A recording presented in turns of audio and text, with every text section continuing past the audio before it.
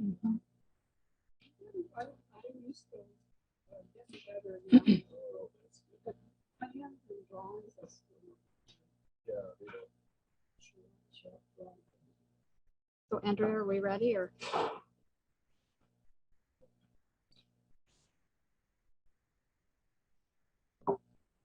You ready?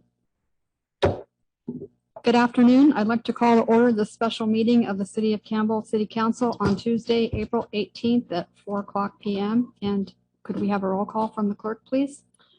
Councilmember Lopez. Here. Councilmember Scazola. Here. Councilmember Furtado. Here. Vice Mayor Landry. Present. Mayor Bybee. Present. So we're here this afternoon for item 1 on the agenda, which is a public hearing to consider the adoption of the 2040 General Plan Envision Campbell 2023-2031 housing element, Campbell's plan for housing, resolving that the south of Campbell Avenue area plan, SOCA, north of Campbell Avenue plan, NOCA, Central Campbell redevelopment plan, CCRP, and design guidelines for low medium density residential projects shall be of no further force and effect. Reestablishment of other existing area, streetscape, and neighborhood plans, establishment of a new zoning map, amendments to Title VI, Health and Sanitation, Title VII, Animals, Title 20, Subdivision and Land Development, and Title 21, Zoning of the Campbell Municipal Code, adoption of multifamily development and design standards, and a form-based zone map, and certification of a final programmatic environmental impact report, EIR, with a statement of overriding considerations in accordance with CEQA. I'll now turn the meeting over to Rob Eastwood, our Community Development Director, and he'll discuss the procedure for the meeting today. Okay, thank you very much. Hope you can hear me okay.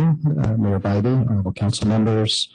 So for today's meeting structure, we're proposing to use what's on the screen. We had used the structure with the Plan Commission. It was very effective. There are a lot of items before the council tonight for discussion, and to help vote those into different discussion points, we put them into 3 categories. So I'll just walk through these. So we're proposing first to do a short presentation on the general plan, environmental impact report, and housing element. And after that, stop for any council questions, has a staff and the consultant team.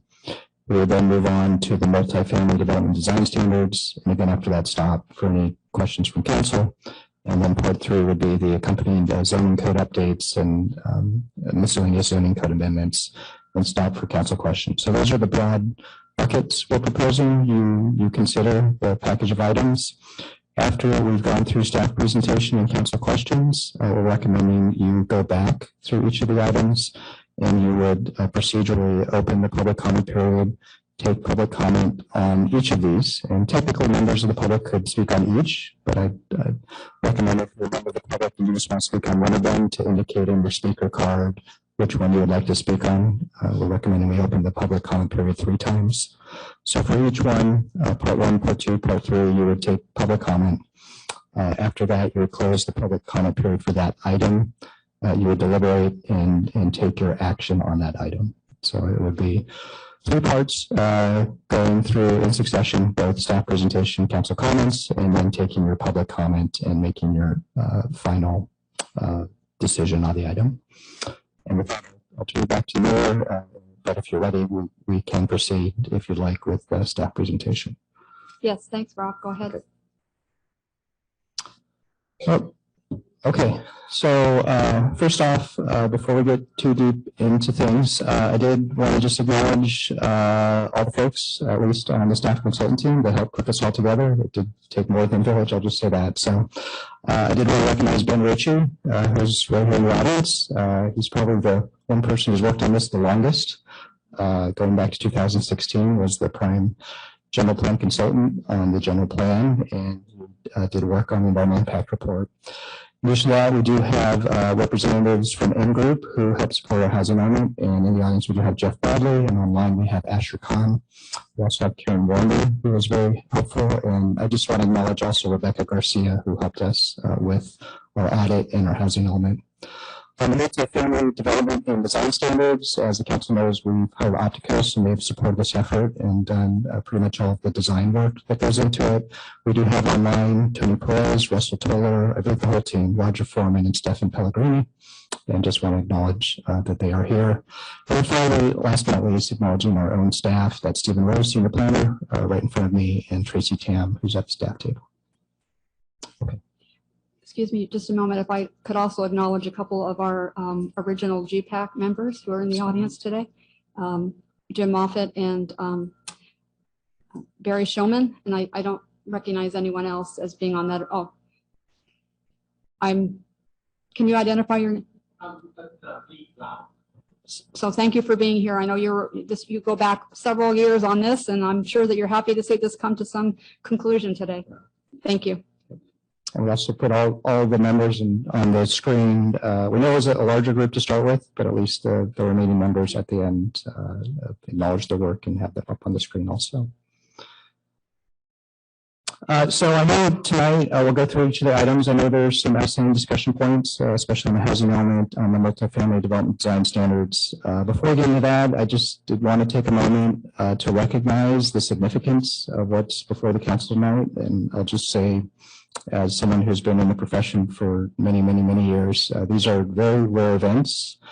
And it's more rare events for a city to adopt one of these items within a small period, but it's extremely rare to adopt all these items together. So what you have tonight before you is a general plan update, a housing element update, a comprehensive overhaul of Campbell's zoning code, and adoption of the objective design standards.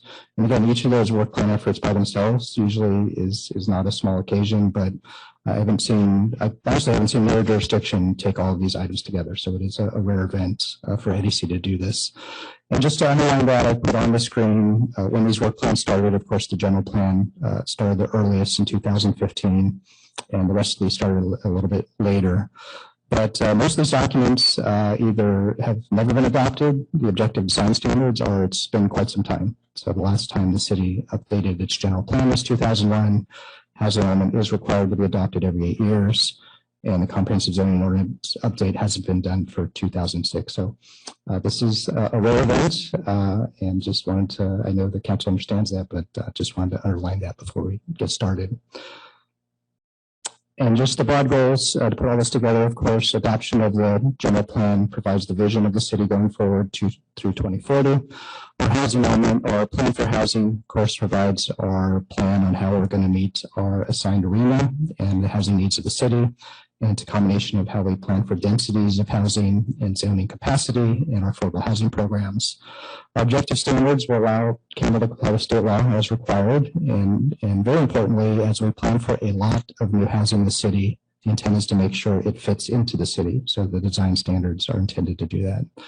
And finally, last but not least, the zoning update really will streamline, modernize, and update a lot of outstanding inefficiencies and legacy issues that have been in Campbell's zoning ordinance. Next.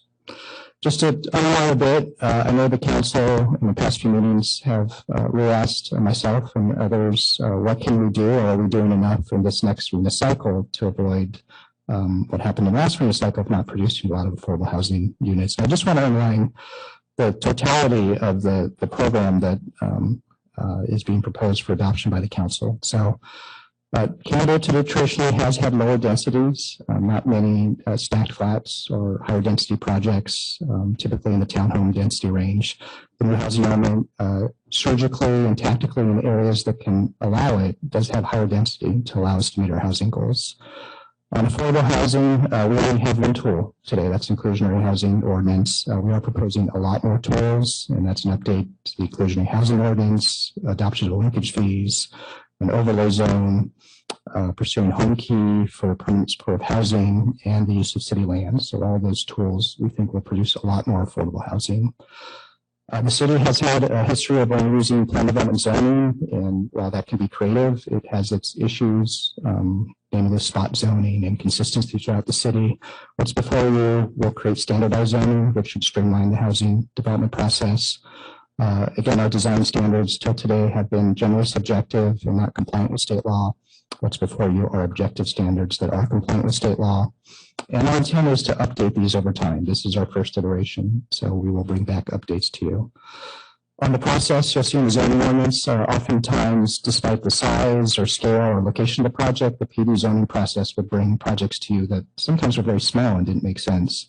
But we restructured the ordinance so large projects go to council and smaller projects go to the planning commission or administrative approval. It's more intuitive. And then finally, we have designed the EIR process with the support of De Novo Planning Group to be a tiering document. So only when necessary, if there's no environmental impacts, we do studies. Otherwise, most projects would not have to go through a subsequent secret process. I put this graphic on the screen just to sort of highlight some of it's a metaphor, of course, of some of my own observed issues with Campbell's zoning ordinance. Of course, most people observe that's the Winchester Mystery House. So when I came here in June 2021, I asked staff what the code would say about certain things, and I would often get answers that would go in zigzags and ups and downs and left and rights. And it always assumed to me that our zoning ordinance was a bit like the Winchester Mystery House, where we were led on staircases to nowhere. So hence the reliance on PD zoning. So what we are bringing to you today is, of course, not to literally implode the Winchester Mystery House, but let's just say a house that's much more organized and easier to understand from our clients, our customers, our staff, and the council. And so with that, I'm going to do one last slide here. I think after this, I'm handing it over to Ben Ritchie. Again, the overview today is to present a culmination of these long-range planning efforts to you for hopefully your consideration and adoption. And we will focus on some of the most recent discussion points that are still outstanding. And it's based on council feedback, stakeholder and public feedback. I do want to highlight one last thing. I'm sorry, before we hand it over to Ben. So on the housing element, I did want to recognize to the council. So if the housing element is adopted today, we would be the first jurisdiction in Santa Clara County to have an adopted and pre-certified housing element. We would be number 14 in the Bay Area. So there are 101 jurisdictions in the Bay Area, and that would put us at least in the top, I can't do math on the fly, top 10%. So the city, although started a bit late, would be at the head of the pack in meeting its housing element obligations. With that, I would be happy to hand it over to Ben Ritchie, who's going to walk through the general plan status and salient points. All right. Thank you very much, Rob. Good evening, Madam Mayor, council members. Ben Ritchie, principal with De Novo Planning Group. It's great to see everybody again. It's been a number of years since I've seen your guys' faces. I've had a lot of visits here at Campbell City Hall. So as Rob introduced, the purpose of the general plan as a larger guiding document identifies the community's vision and provides a framework. It addresses all of the mandatory state required elements as well as optional elements of local importance here in Campbell, including economic development, fiscal sustainability, community design, among a myriad of other topics.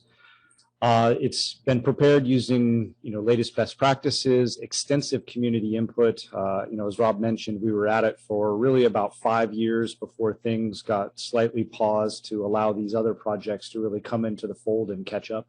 Typically, what would happen in this workflow or this work process is you would adopt the general plan and then embark on these subsequent efforts to update the zoning code, adopt objective design standards. But with the timing of the housing element cycle, and you had a really go get 'em staff in terms of being able to get things done, you're in a very excellent position to be able to visit all of these topics together for a single set of adoption package. As mentioned at the outset of the meeting, we have a couple of our GPAC members here. Through the course of developing the general plan update, we did extensive community outreach. We had 19 or 20 meetings of the GPAC, all of which were open to the public.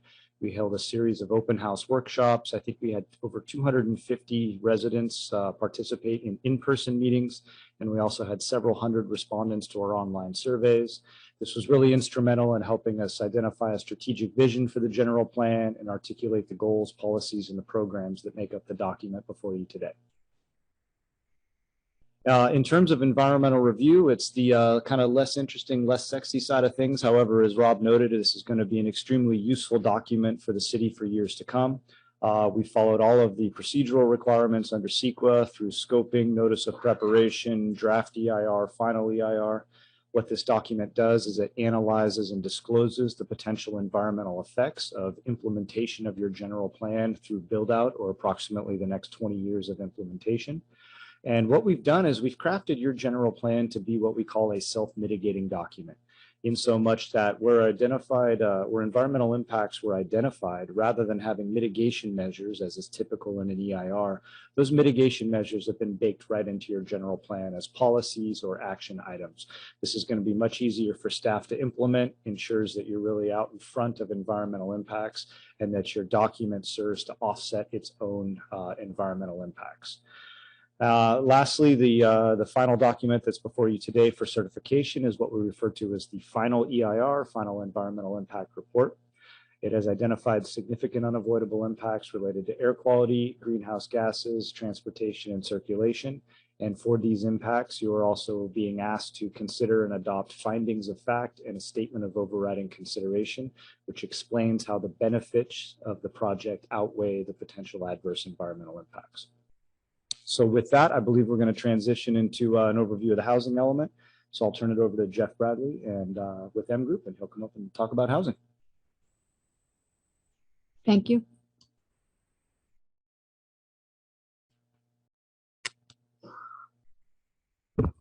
Thank you, Ben. Madam Mayor, members of the council, staff. Jeff Bradley with M Group. Pleased to be here, this final step in the process. We present the fourth draft of the reviewed housing element by HCD, not to be confused with the sixth cycle, of course, that we're currently in. We believe this draft is very much responsive to all of HCD's feedback and concerns, and we're looking forward to a certification letter sooner rather than later. And me and my team are available to answer any questions about the housing element. Thank you.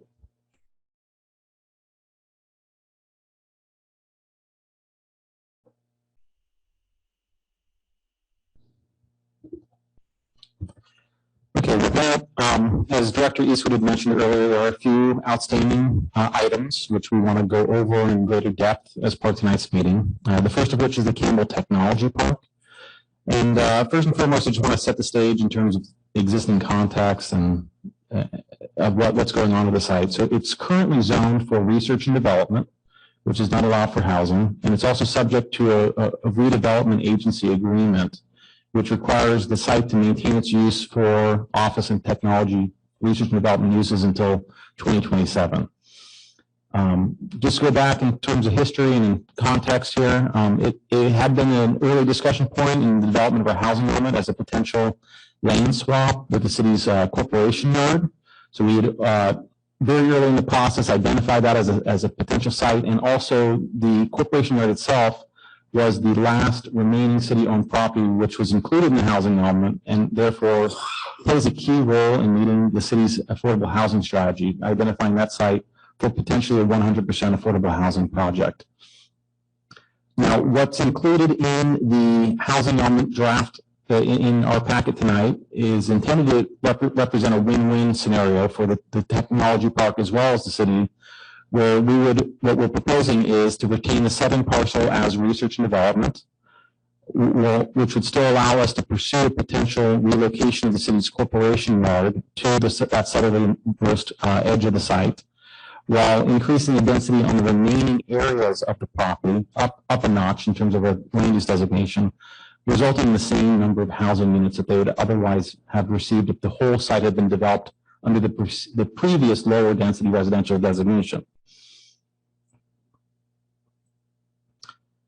So in response to the assignment of this higher density land use designation, the owner has indicated that it's only feasible for the project to be built at a lower density. So they're expressing concerns in that what we've presented is that it's not feasible and it won't be built and it won't result in the production of any housing units as a result.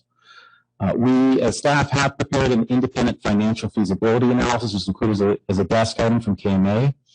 And it's several pages, so I'm not going to try to summarize the whole thing, but just the two key components to try to highlight. Takeaways in the concluding statement is the first is the stack flat apartments would generate a higher residual land value per square foot of land when compared to townhomes, which is a way of saying that At the end of the day, if you build stacked flats, you will actually result in more money than less for the residual land value for the property owner and then the property sold. And the second is that the development site with lower density townhomes and higher density stacked flat apartments at the studied land use density is feasible. And that's probably the key takeaway of the whole thing. That the KMA feasibility analysis is saying that even at this higher density, redevelopment of the site is in fact feasible. Just as a takeaway on a few additional correspondence items and actions that have recently been occurring with the tech park. So the city did receive a copy of a letter that was sent to HCD, which is challenging the city's housing element compliance. We did have a subsequent conversation with HCD, which had alleviated our concerns that letter would have significant bearing on our potential certification status as this project moves forward with the proposed land use designation that's been presented. So that is to say, HCD has reviewed the fourth draft as it's been included in the packet. They believe it meets substantial compliance with housing element law. And even in light of the letter that's been received from the tech park, HCD has generally indicated that they're supportive of our housing element and that doesn't present a significant concern from the review. The second point I'd make is that we did receive earlier today a builder's remedy application for the technology park, which would allow for the development of lower density townhome products at a lower density than either of the two densities which we had previously considered for the site, which is essentially a way that they could lock in right now while the city is out of compliance with housing element, the potential of developing the site at a lower density townhome product type, which would be something which we need to process in accordance with state law. The last thing that I emphasize is we did receive a late hitting desk item correspondence, which was from Tim Pasquinelli, the property owner of the Campbell Technology Park, where two options were presented as alternatives. The first was to reduce the densities back to what we'd seen in prior iterations of the housing element, the first, second, and third HCD drafts. And the second is to reduce that same density for a segment of the site, just the northerly 3 parcels, and allow for the transfer of that surplus density to some other site that might receive it, say, such as the San Tomas Plaza Shopping Center.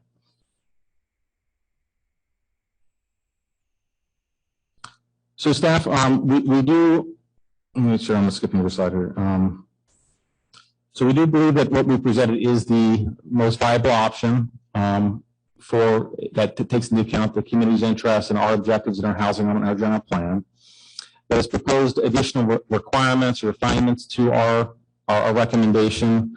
We're suggesting that we impose an expiration date, that we target completion of negotiations of our existing RDA agreement, which is currently set to expire in 2027, within 18 months. So we'd hopefully enter into negotiations with the Campbell Tech Park, discuss what that might look like, and return back to council with potential solutions and options within the 18-month period. And as part of that, we'd also be conducting a feasibility study in the courtyard redevelopment and transfer of density from the tech park to another housing opportunity site. So this is kind of points which are being raised by Tim Pasquinelli in the Campbell Tech Park, that they have this proposal that we could potentially relocate the density of these units. We are willing to explore that as part of this 18th month period where we're going to come back to council with a potential solution there. So with that, just in terms of part one, so again, this part of the presentation is targeted on the 2040 general plan and the 2031 housing element, so that's the target of it. The Planning Commission also reviewed this item and these materials. They had expressed support of the Campbell Tech Park proposal as identified by staff. They did make minor amendments to a number of policies and programs included within the general plan, those being targeted towards prioritizing the development of the Hamilton Avenue Precise Plan. So bringing that up in the schedule to be included in the next 2 years. They also had incorporated language to promote best practices for dark skies, reduce traffic calming, and they referenced traffic calming design elements as a tool for reducing speeds and noise. And again, just as additional desk items, we had received a letter from the Campbell Tech Park, and we did have that financial feasibility analysis from KMA prepared. So with that, that largely brings us to end of part one, which opens us up for council questions. At the end of the item, just as a reminder, we will have a stopping point for public comment. But for now, we're just taking council questions on these 3 items. Thank you, Stephen. Council questions? Who would like to go first? Councilmember Furtado?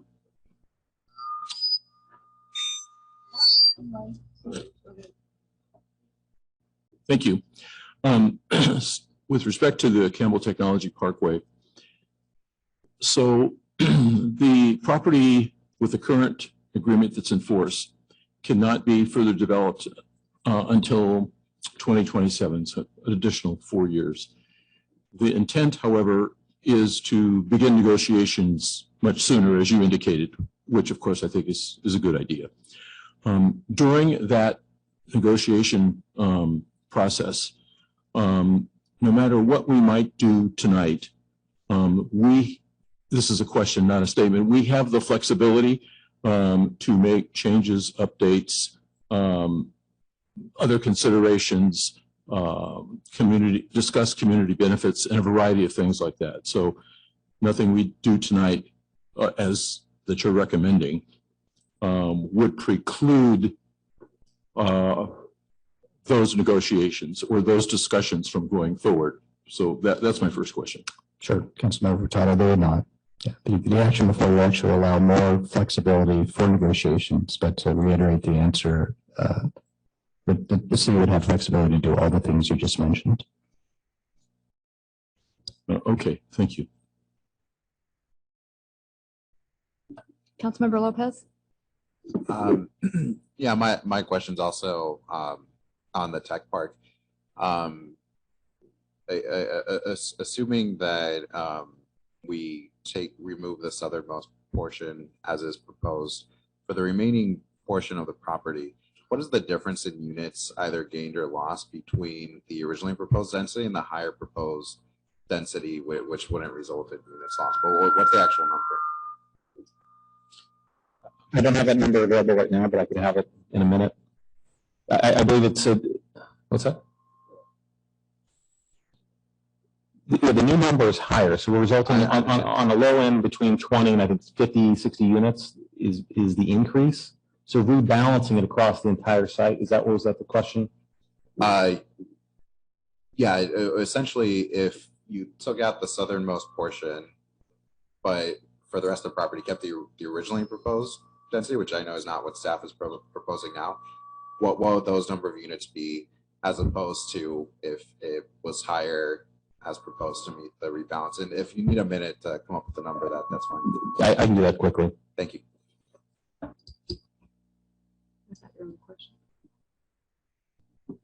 So before we proceed, I wanted to ask council, I know that several of the developers have reached out to individual council members, and now would be the appropriate time to disclose any ex parte communications with anyone that you've been in contact with. Councilmember Furtado? Sorry for the problems we're having. Yes, I had the opportunity to meet with the owner and the persons that represent Campbell Technology Parkway. We had a discussion about some of their concerns and items. I asked a few questions. I advised staff of my meeting, and I had made no decision up at the end of that discussion. I also had the opportunity to meet with the the manager that represents the prune yard. Similar discussion about items that are of concern or being proposed. Asked for review, asked a few questions. Likewise, I had advised staff of that meeting as well.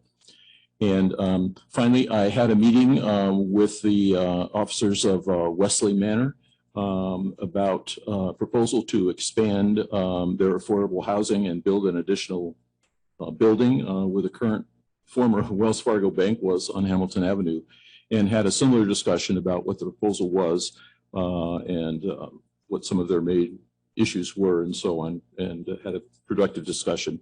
And so that's the extent of it. Thank you. Councilmember Lopez? Yeah, thank you. I appreciate the reminder. I met with representatives from Campbell Technology Park, the Prune Yard as well, and Pulte Homes. Thank you. And Councilmember Scazola?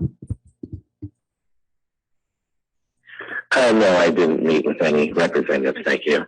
Okay, and I'll go to Vice Councilwoman Landry. Yes, according to Dan Furtado, I did exactly the same thing. Just the first two, I did have a Zoom call with the Pruneyard and heard their concerns. And I also met in person with the Tech Park representative, I think it was Tim, and did ask lots of questions. And I did report to the city manager some of the concerns that they raised. Thank you. And I had no communications. Do you have questions?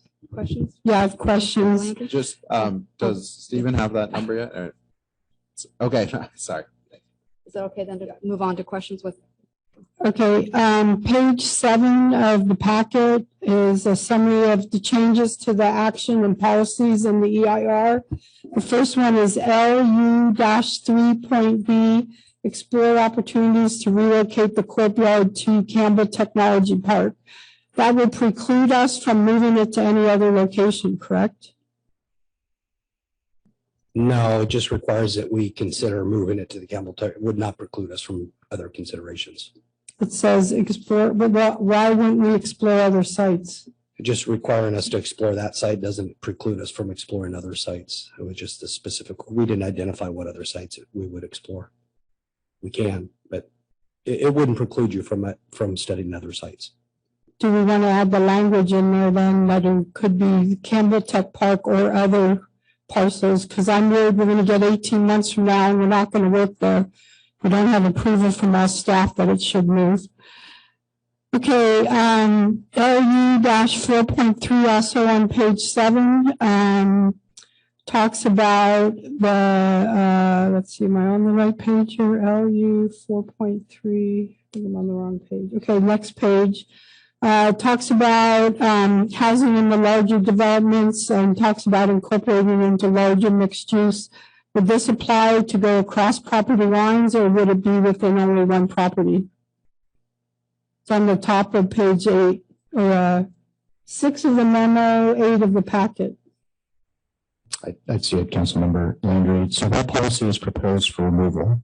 It's For what? It's for removal. If you look at the heading, I'm sorry, it's in the bottom of page 7. That policy is actually being removed. RLU-4.3, is that correct? LU-4.3 in the chart does not say it's to be removed. If the header's on the previous page. Thank you. Okay, and then the same for LU-8.11. Same response. Okay, and then, okay, those are my EIR questions.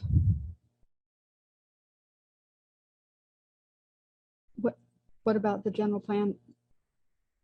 What about the general plan and the housing element? That's all. I thought we were only commenting on the EIR first. All three at the yeah. oh, well, God, good. I get to keep going here. No, did you guys not do the whole list? No, I just asked one question. Yeah, I thought it was only on the EIR. Okay,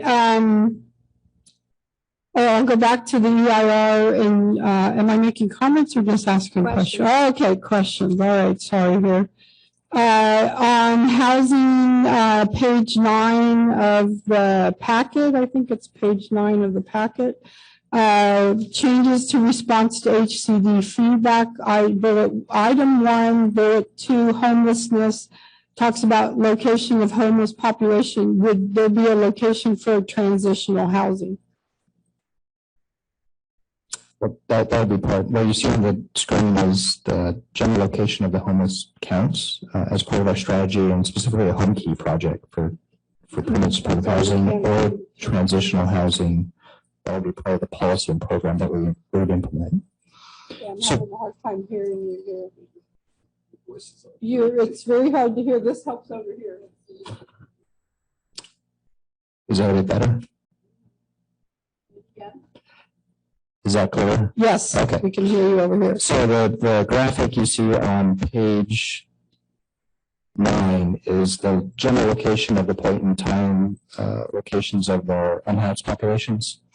We could use that as guidance on generally where is the best place for the city to pursue transitional housing or permanent supportive housing. It doesn't use the word transitional housing. It just says homeless populations added. So I just want to make sure transitional housing could be part of those locations. That's Okay. correct. And just to make sure we're clear, the graphic on the screen just shows where the homeless counts, where our homeless population was counted as being. Okay, That's just the- don't see the word transitional housing is my comment. Okay, page 11 of the packet. I want to say page 11 of the packet. Paragraph 3, bullet 3. Let me see if I'm referencing the right thing here. The one about the group homes. Oh, okay, I'm sorry. Number 5 on that page talks about group homes and that they could be located in any zoning district. Does that, I didn't look up the state law, but would that allow a drug rehab facility being located close to a school? Might look for our attorney for help on this. I'll have to look to see to what extent drug and rehab facilities and group homes are totally in the same land use category. So I don't have an answer offhand for you on that. Okay, because that to me is important, that a drug rehab should not be next door to a school. Okay, page 12, going back to the courtyard.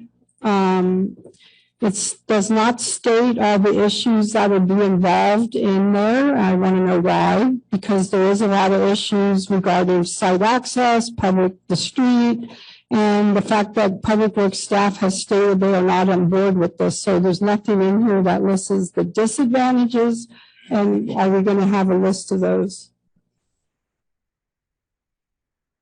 Well, I'll just say that the discussion of the courtyard in and of itself as a city-owned site for housing development was discussed by council and in prior, I mean, this is going back a year. The council will remember we had discussed the Second Street Garage, I think it is, and then potentially the community center on early points. And we had presented the pros and cons of each. So this is back in the record.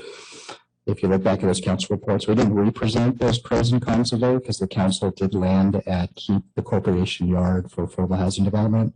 But in the record, in the totality of the record, you will have the pros and cons of the challenges of developing the corporate yard site plus the pros. So that is in your council record going back.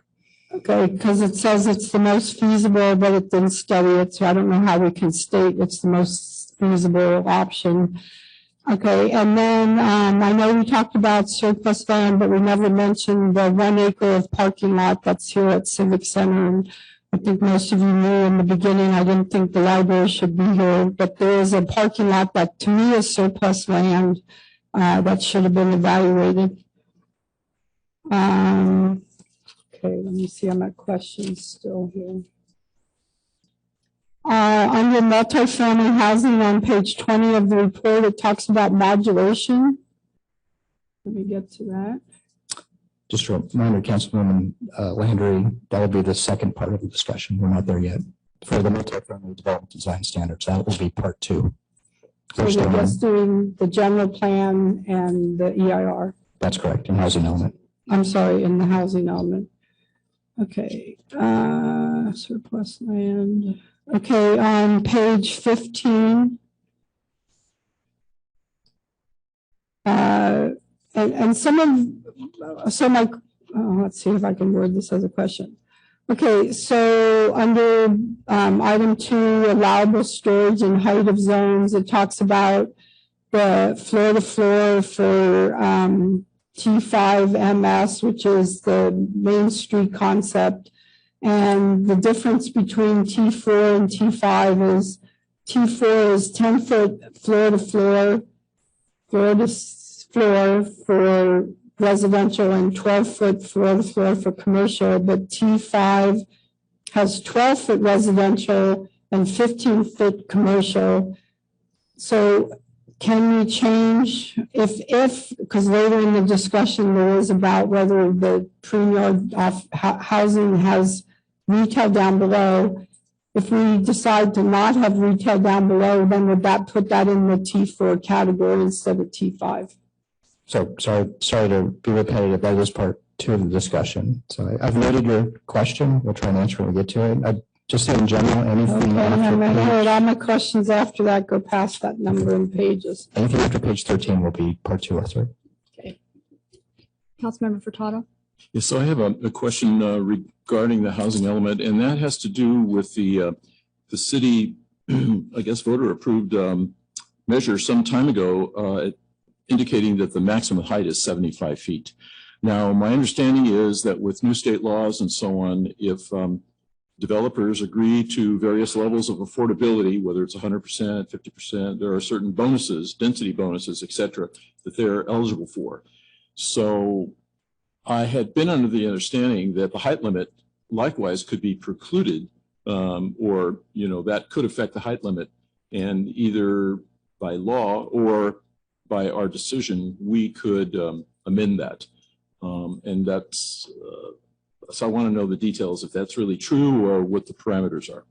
I'll start, of course, look at the city attorney to jump in. And the city attorney had spoken to this. I think it's in past meetings. So my understanding is with a density bonus and the use of concessions and waivers, a developer could use a concession or waiver to exceed the city voter initiated 75-foot height limit. Yes, that is correct. The city, however, still cannot legislatively change that maximum height limit without going back to the voters. Right, but to exceed that limit, is it by right, or would we still have to, the council would still negotiate that or give permission? Or there was one opinion that if the proposal included affordable housing and the affordable housing could not be built without that exception, then the exception could apply. And I don't know if that restriction is the case or not, or we have, or someone has some legislative ability to negotiate some of that without changing the city law based on the affordability standards of the state.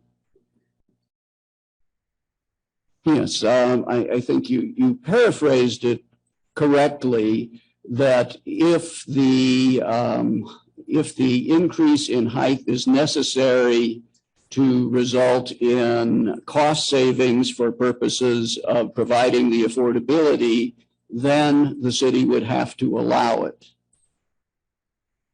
But what if the developer simply, as a matter of good intention, not because they would be precluded, but because they wanted to or wanted to be more cooperative and add an additional height in order to add more affordable housing, is that permissible?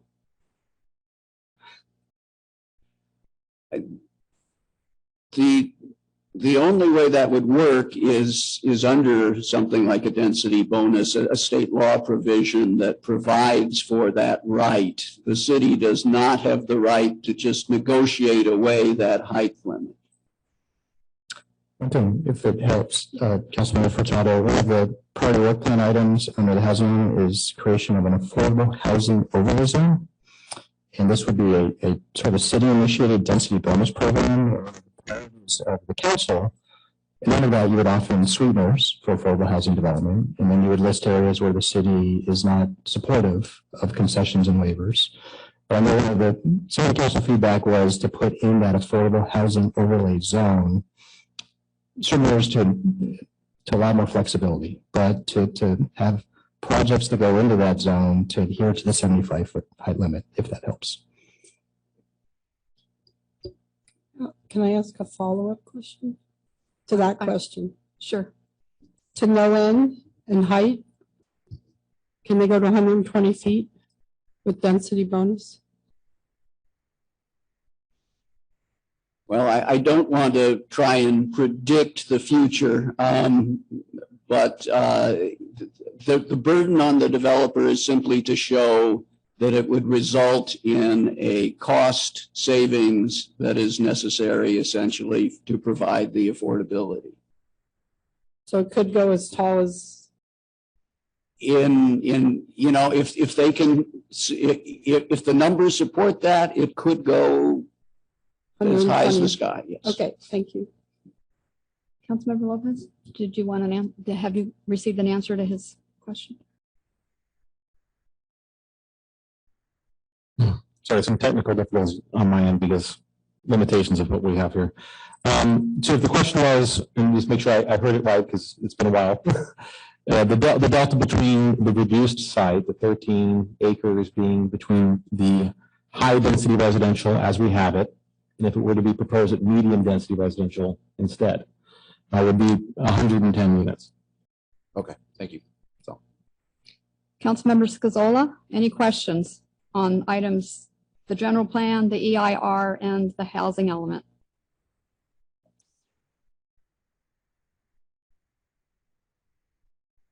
Elliot, are you there?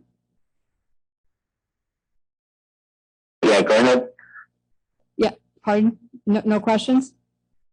I'm sorry, yeah, I have no questions at this time. Thank you. Okay, thank you. And I just have one question in follow-up to the Campbell Technology Park, and I'm still a little murky. I know I talked to staff about this, and I was trying to understand why it was changed, why the density was changed from the original council direction to now higher density. And obviously the developer has submitted alternatives for us to consider. What if we were to go back, if the council was to decide to go back to our original submittal, what is the impact of that? In terms of process, you would make it part of your motion and we would change it in the final housing element that's submitted to HCD. I don't see a nominal change. HCD would presumably still go forward and certify the housing element. So it's your choice. It would be, of course, at the lower densities and as outlined in mostly a townhome project, and you would not reserve right. It would be, if the city was to look at places for a courtyard, it would make it much more difficult to have negotiations on the site. Would we be precluded from having this negotiations on the site if we went with the original? Sure, and that's the entire site zoned as housing. It would be, so generally with housing, once you zone it housing, it's very difficult to unzone it as housing. There's under, I'm trying to remember the state law, there's a no net loss provision in housing laws. So it would just be much more difficult for the city to negotiate. As part of that negotiation, we have to find replacement housing somewhere else. If we were to take it out of a zoning for housing, put it into a courtyard, and that would just, it wouldn't complicate negotiations. But it was my understanding that the medium density that we submitted took into consideration that we would possibly be looking to negotiate for the relocation of the corporation yard, depending on a feasibility study and if it was financially feasible to do that. So yeah, what's the difference between the medium density and increasing it to the higher density?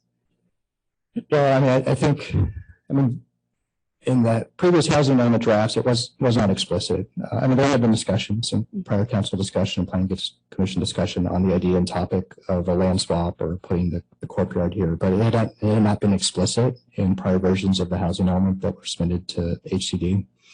Again, I think that key difference in hearing from the owner of the site between medium and high is the feasibility of developing either medium, which is generally, I think we're thinking of townhome density, versus high, which is more of stacked flats on the site.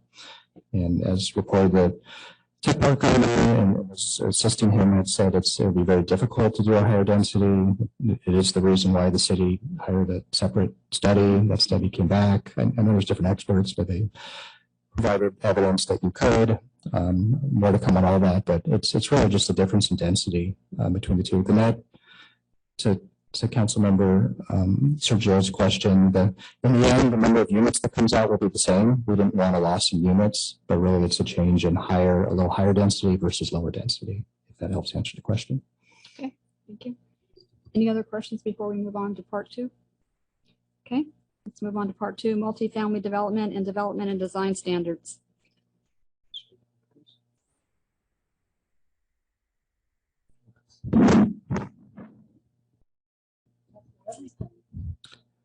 So largely just as to reiterate our meeting structure. So we are moving into part two, which is the multifamily development design standards. After we get through these, there'll be an opportunity to stop for council questions. And I believe in this particular item, I'm going to be passing it over to Roger with Opticos, who's joining us online. Who will, actually, I'll tackle the first slide, and then Roger will pick up after that.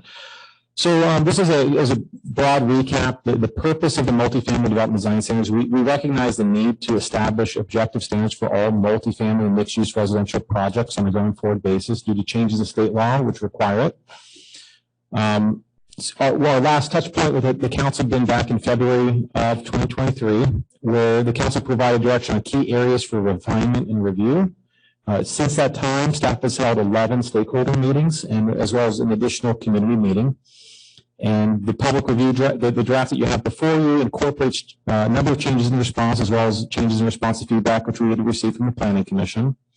Additionally, the city had engaged services with an economic development consultant. Is the same consultant who's going to be helping us prepare our economic development study for the city. And that individual has provided us, their team has provided us advice on the necessary size and amenities to ensure that tenant spaces are in fact leasable for these commercial spaces that we're creating. And the key takeaway is the standards which have been developed, the heights, the depths, the widths of these spaces are intended to ensure that the spaces which we create are viable to 70% of tenants that are out there that will be looking for these spaces. They're not just token spaces. Developers, especially for housing developers, tend to focus more on the housing side of the equation and less on the commercial side. So these are intended to ensure that the spaces which we create can be leased and don't represent or create future vacancies in our community. So with that, I'm going to pass it on to Roger Foreman with Opticos. You can take it from here. Thanks, Stephen. So part of the most recent work has involved updating the form-based zone map. There are a few main categories of changes here. In some places, we've reassigned zones, and the driving force here was to allow more stories where needed to better align with the residential densities in the general plan map. Another way in which we've reassigned zones is to focus the Main Street zones directly on the corridors themselves. In some cases, the max height by zone has changed. For example, in some cases, the T4 now allows 5 stories, and that's specifically for those properties that are designated commercial corridor mixed use in the general plan. And for the T5 zones, the most intense zones, those are now reaching the full 75-foot max with no story limit. We also now have 2 tiers of commercial ground floor requirements, which are mapped with a yellow line and an orange line respectively on the new map. And we'll talk about those a little more in a minute. So this has been a focus of feedback both from stakeholders as well as the city's economic development consultant. And the standards as we modified them are intended to ensure that when these non-residential spaces are built on the ground floor, that they are as leasable as possible without curtailing housing supply. So the upshot of this is that where these requirements are mapped, each building that's built there will require a tenant space which serves non-residents as well as residents. And the standards require a minimum width and depth for that space, which is intended to be compatible with a retail or restaurant use. Now, with the exception of the downtown, there is a provision to allow up to 50% of the frontage to be occupied by a lobby, leasing office, or a resident serving amenity. And that's different in the downtown. We'll touch on that in a moment. So the difference between the 2 tiers. So first of all, regarding where they're mapped, as we've discussed, they're focused on the areas where the area plans have designated pedestrian-focused mixed-use areas. So we're targeting key areas of Campbell for these. So the 2 tiers are the yellow line and the orange line on the map. Tier 1, the yellow line, this is mapped to areas at key intersections in the downtown. And the Tier 1 standards codify the economic development consultant's full set of recommended features for attracting successful retail and services. So this is the full set, the gold standard for making these spaces attractive to potential tenants. And this is what we see in the downtown. And so this was also further modified in accordance with the Planning Commission's recommendation to focus the requirements even more intensely in the downtown. This is meant to ensure that the frontage along Campbell Avenue in the downtown is fully made up of tenant spaces or access to upper story units. So keeping that real Main Street core.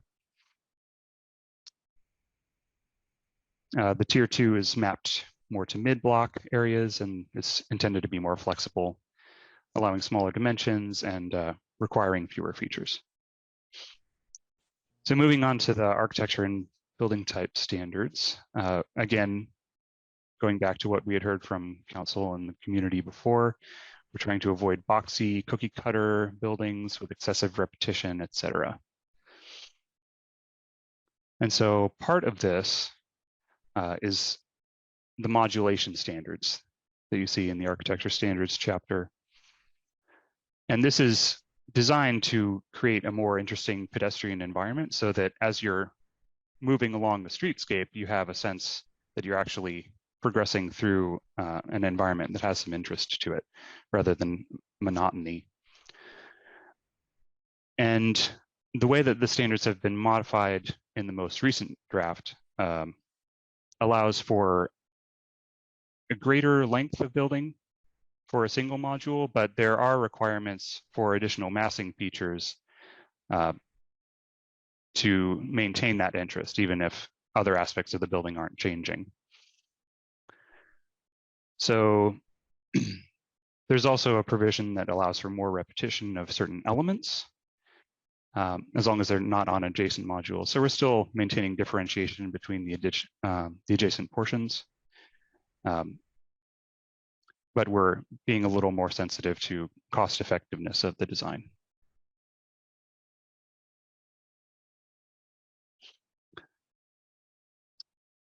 We've also made some modifications in the building type standards. One is allowing narrower townhome units. And with the 16-foot townhome width, this is generally going to involve tandem parking.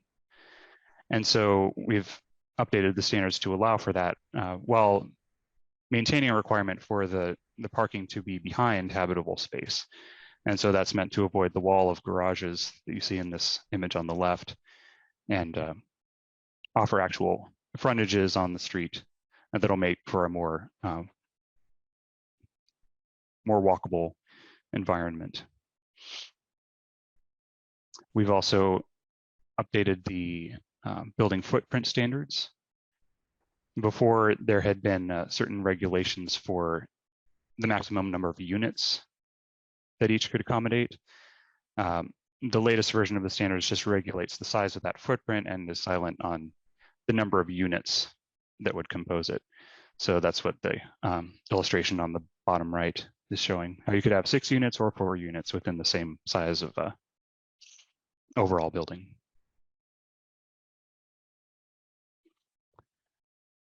Regarding the adjacency standards, a lot of the issues that came up with this topic have actually been resolved through changes to the form-based map. Just as an example of that, there are no zones which allow 7 stories adjacent to single family. Instead, zones at the 75-foot height limit are mapped next to zones that allow 3 to 5 stories. And the adjacency standards themselves have already been adjusted to better account for narrow and shallow lots. So if you have a lot that's narrow and deep, the modifications to the massing that the adjacency standards are introducing would not eat up too much of the potential buildable area.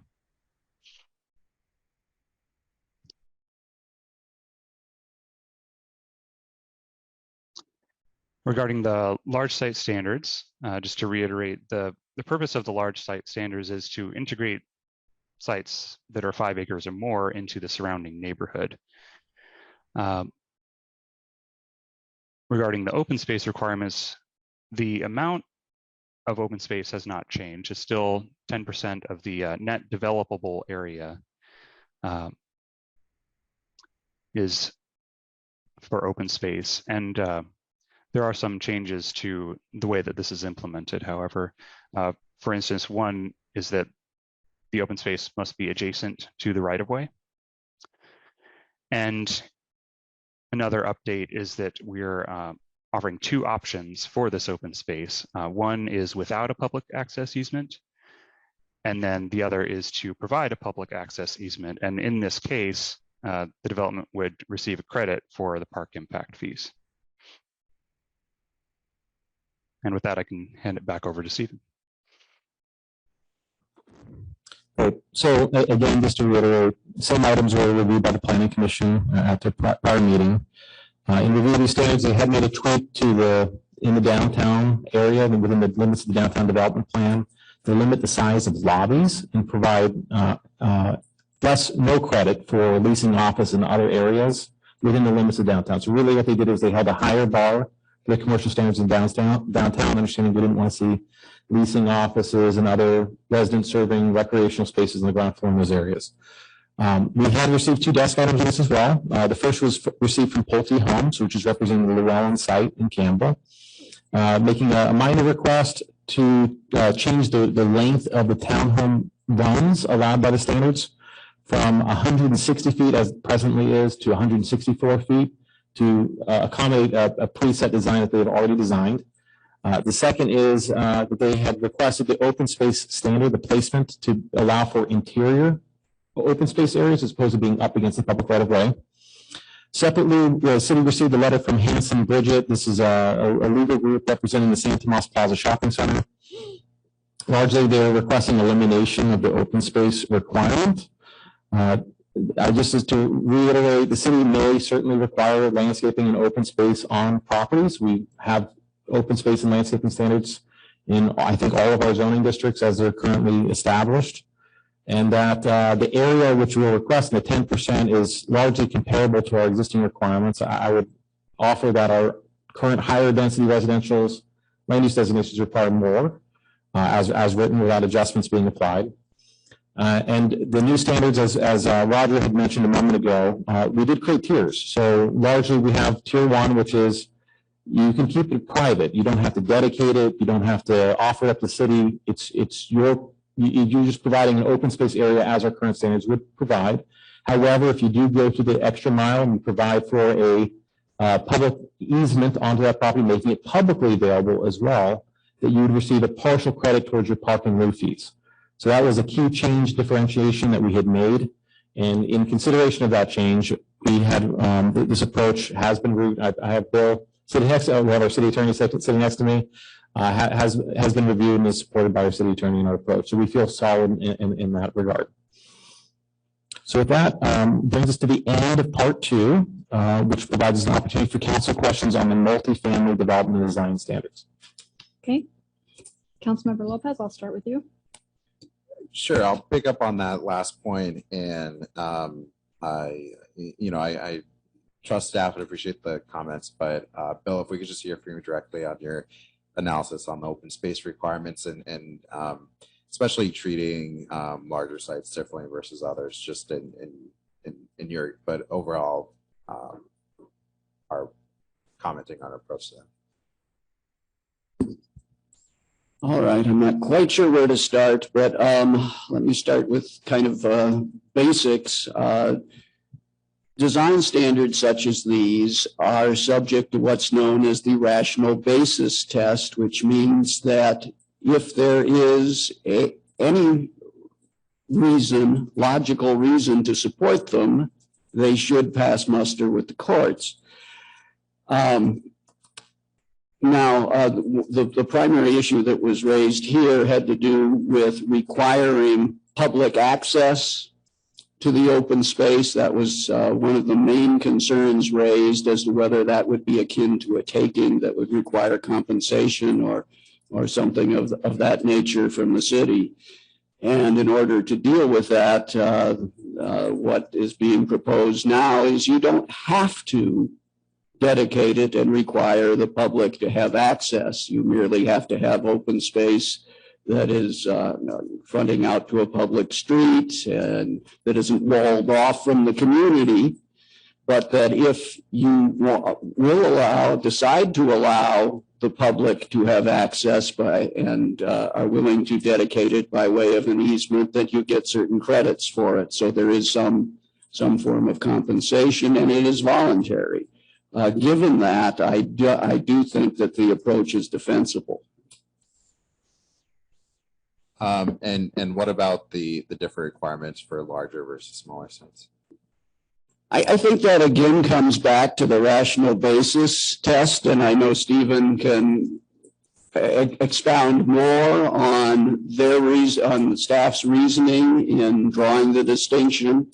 It's not something that requires mathematical precision by any means.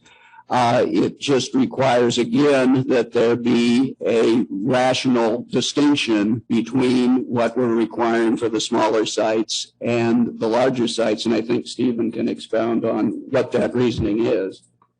Yeah, first I'll provide an anecdotal example. The city does have different zoning districts that have different open space requirements by zone. In this particular case, in the application of multifamily development design standards, the differentiating factor is the size of the property, which is subject to the large site standards.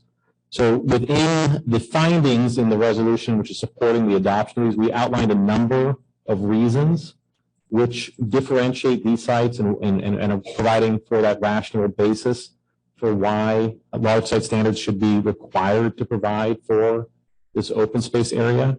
One of there's a number of them. I don't want to go over all of them right now, but I'll just give a singular example. Large sites are subject to a process by which they can remap their form-based zones on the property. It's a benefit offered to those properties unique from any other site subject to the multifamily development design standards. So it's an offsetting principle. That's one. We also articulate that these large sites, you do have more units there, concentrations of densities, which for a variety of reasons, including traffic mitigation, noise, providing opportunities for community gathering, which also have offsetting benefits. Those are all articulated in the findings.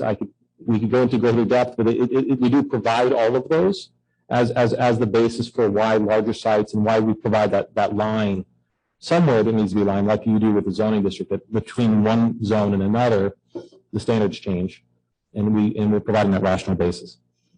Yeah, thank you both for the answers. I just want to add an observation that there's many hundreds of cities that have policies similar to this one. Stephen, would you mind going back to the last slide? I think that you had up. Would you mind commenting on the two bullet points under the Llewellyn property? The maybe first starting with the difference for the townhome requirements. Certainly. So the original approach in designing the maximum size of townhomes have been limited based on unit count. As we were kind of going over on this preceding slide, actually, I'll jump back to it real quickly to make it. So here's an example. So this is a run of townhomes, and this is a representative example of 6 units within 120 feet. So our standards no longer regulate based on unit count, but they regulate based on run. So however many units you can fit within that, provided that you're meeting the minimum narrow width of 16 feet per unit, you can achieve however many townhomes to your liking.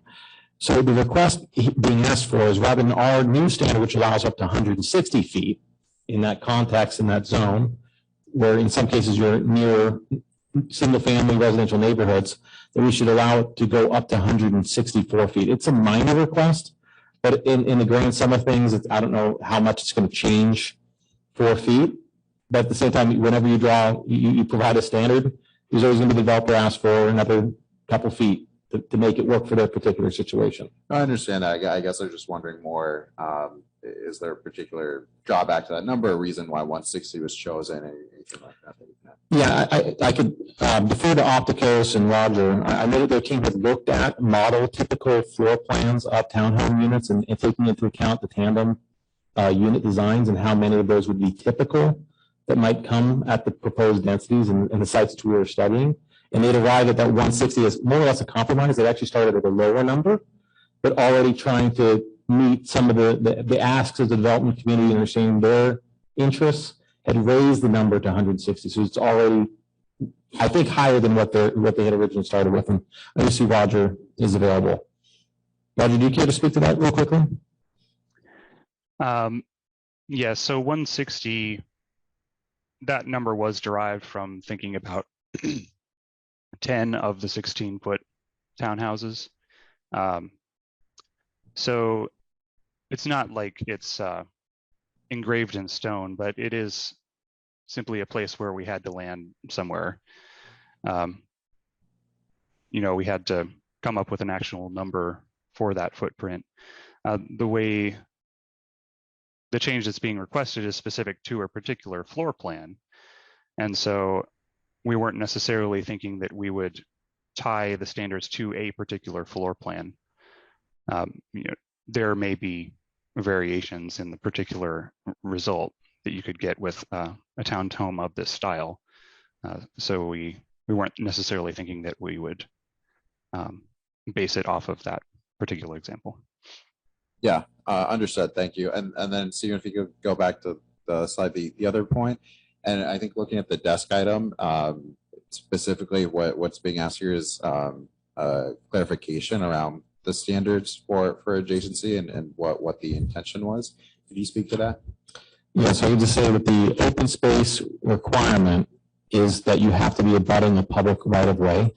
The comment which was being raised in the letter was whether or not if you were to provide an access easement or something like that over the property, providing public access, if that would constitute a right of way for purposes of definition. I would generally conclude it would not. When we're speaking to a public right of way requirement, we're talking about the public streets, and that providing an alley or some other type of access path would not satisfy the standard as written. And yeah, I appreciate that. And then last question, and I know this is an item that's been touched on before in past discussions, but I wonder if we could speak to the 10% open space requirement and why we landed at that number and just what you look at, why that was the recommendation. So this in part comes back going a few steps back in the process where we were doing our initial test fits and we're trying to imagine and providing to the community examples of representative buildings and projects. A lot of the feedback which we had heard from the community at that time was, where's the open space? It wasn't even, people were trying to find it and point to it, and it was too small or it wasn't representative. So one of the things we kept hearing was, we need to provide for more open space. I think some of it had to do with coloring and how we're depicting it on the plans, but even at 10%, it's not a substantive amount of the site compared to taking into account public comments and feedback which we had received and the desire to provide for these community gathering spaces and areas and the types of amenities that the public were expecting of such sites and properties.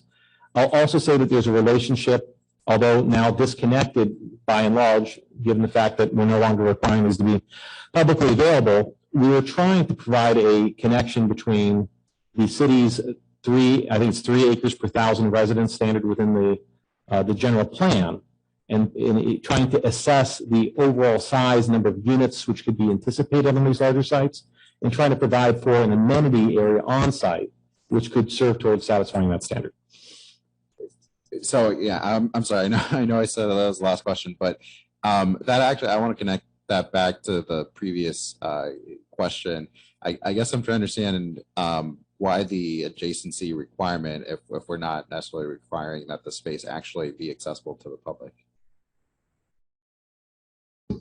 If you're in reference to the on-site requirement for the publicly available open space? The requirement for, I'm sorry, not for it to be next to the public right of way or viewable by the public, if I'm understanding that correctly, but not actually be open to the public. I guess I'm just trying to understand. Let me take a crack at it, Stephen. You can jump in. So I think from a planning perspective, you're trying to create some design amenities that you have some integration in with the street and the community and the neighborhood.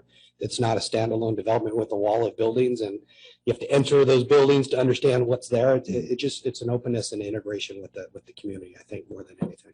And I appreciate the intent. I guess I'm just having trouble visualizing that. Is it a gate where it's viewable from the public, but not accessible? Just trying to understand what that would look like in a project.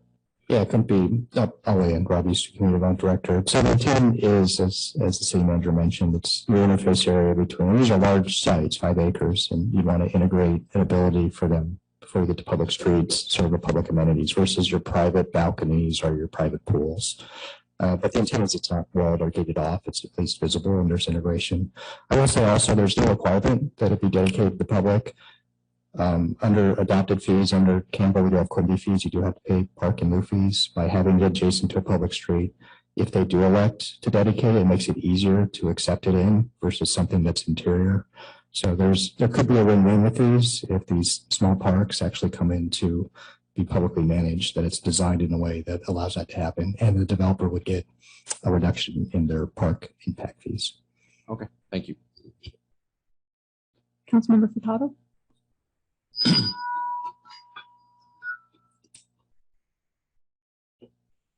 Yes, thank you. I had a question similar to Susan's, but I'm going to let her ask that. But I have a related question. When Roger was giving his presentation, the area of Campbell Avenue was identified with the yellow lines. And if I understood that correctly, that is an area that is proposed to be designated basically retail on one floor, housing, potential housing on above. Now, for downtown Campbell, the pure downtown area before the railroad tracks, it is essentially all commercial. There's no housing right there on Campbell Avenue. Well, very little anyway. But when you cross the railroad tracks, there's potentially a lot of a lot of area that can be developed for retail, but it should be allowed to be developed for housing or multifamily housing as well, I would assume, including all the way down to Bascom Avenue.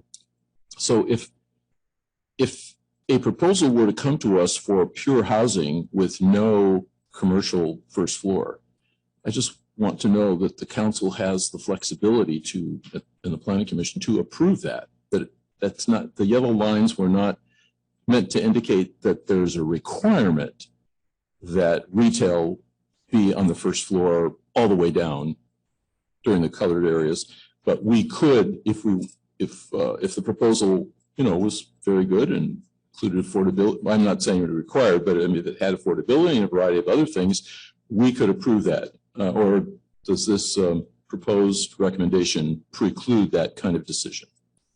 It does, yeah. So to be absolutely clear, the yellow line you see there, Councilmember Furtado, is a requirement for ground floor commercial. So I mean, there are means through perhaps concessions and waivers and affordable development where a developer could ask for a waiver from that. But the intent of these standards is to be objective and be clear about the standards. What you see on the screen is a requirement in that area that the ground floor be commercial. Stephen can provide more information that the entire 100% has to be a ground floor commercial. There's spaces for lobbies and equipment rooms, but there is a requirement in those areas to have that component. Well, that's your proposal, in other words. That is the proposal that's before you, correct? If we wanted to, we could carve out an exception that would not require that. You could, yeah. It would still be objective. I mean, it's, of course. if you build housing, you have to have these standards. If you go retail, you have to have these standards. Yeah, to put our options on the table, I mean, at the councils, I'd have to look to the staff to provide any additional work, but as either a cleanup item or as part of this item, you elected to say, I'm making this up, between street X and street Y, we would like to remove the ground floor requirement in the yellow line. That could be an action that you take. Okay, Councilwoman Landry. Great lead into my questions. Okay, so I mentioned it earlier under the EIR about LU-8.11 regarding ground floor commercial. And I see the prune yard as a special situation. All the activities and functions are internal to the prune yard. And the yellow line would require retail commercial right there by the portal in the new housing building. But if you read the statement of findings in the environmental impact report, page 4 and 5 of the 27, the impact of Highway 17 is a substantial cause of pollution and needs mitigation measures. So could it be that that item would be excluded based on the EIR comment, and that no doors or stoops or retail would be in that zone from the creek to Union Avenue to help address the pollution and mitigation measures? And that would limit the doors, because right now their project has 2 doors coming in and there's no door, no residential doors or commercial on the frontage. So could we take that out and have the finding be because of the pollution of the Highway 17? I just want to make sure I understand, was the question, could the requirement be removed for that site to have ground floor commercial? And remove the rationale being a part of the environmental impacts disclosed in the IR? As part of the council's motion, you can, as part of your action, you can mention any rationale and findings that you think support it, as long as there's a factual basis for it.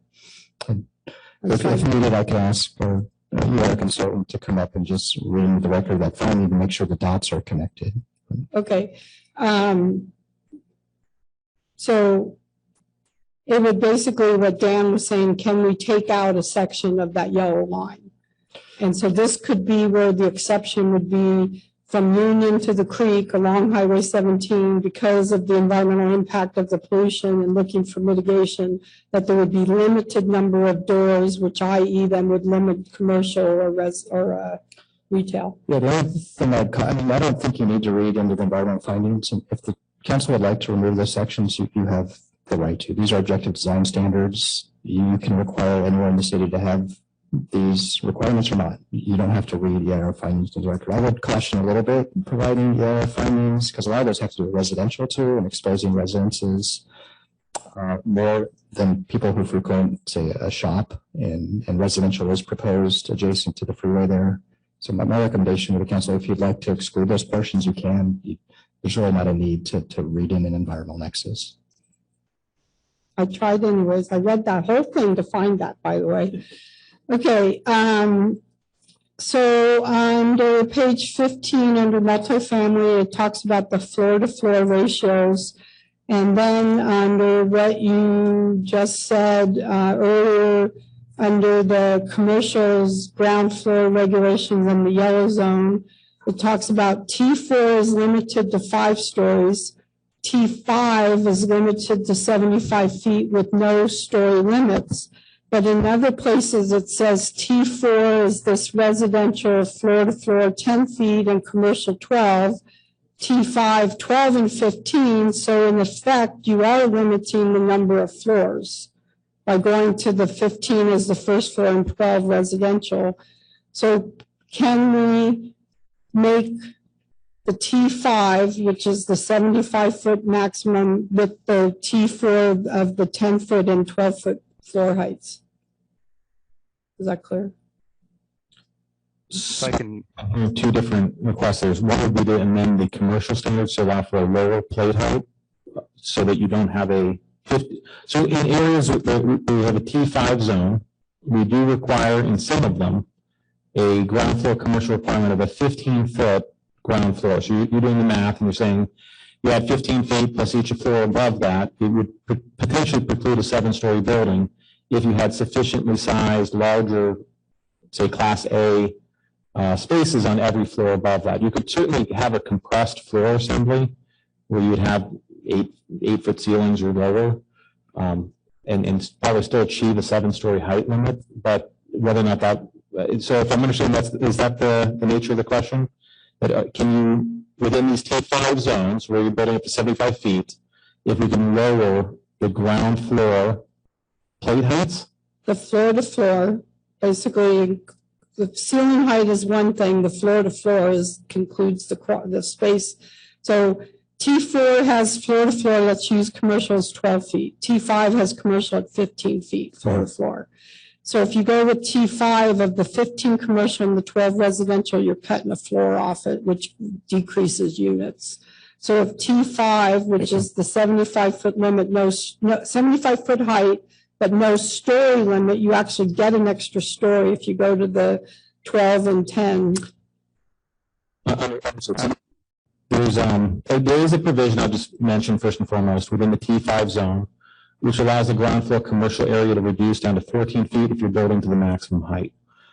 So there is already provision for that. The council could lower it even further. The reason why we have a 15-foot height limit, as mentioned earlier, is we did have an economic development consultant look at this and advise us on what we felt to be the most viable commercial standards.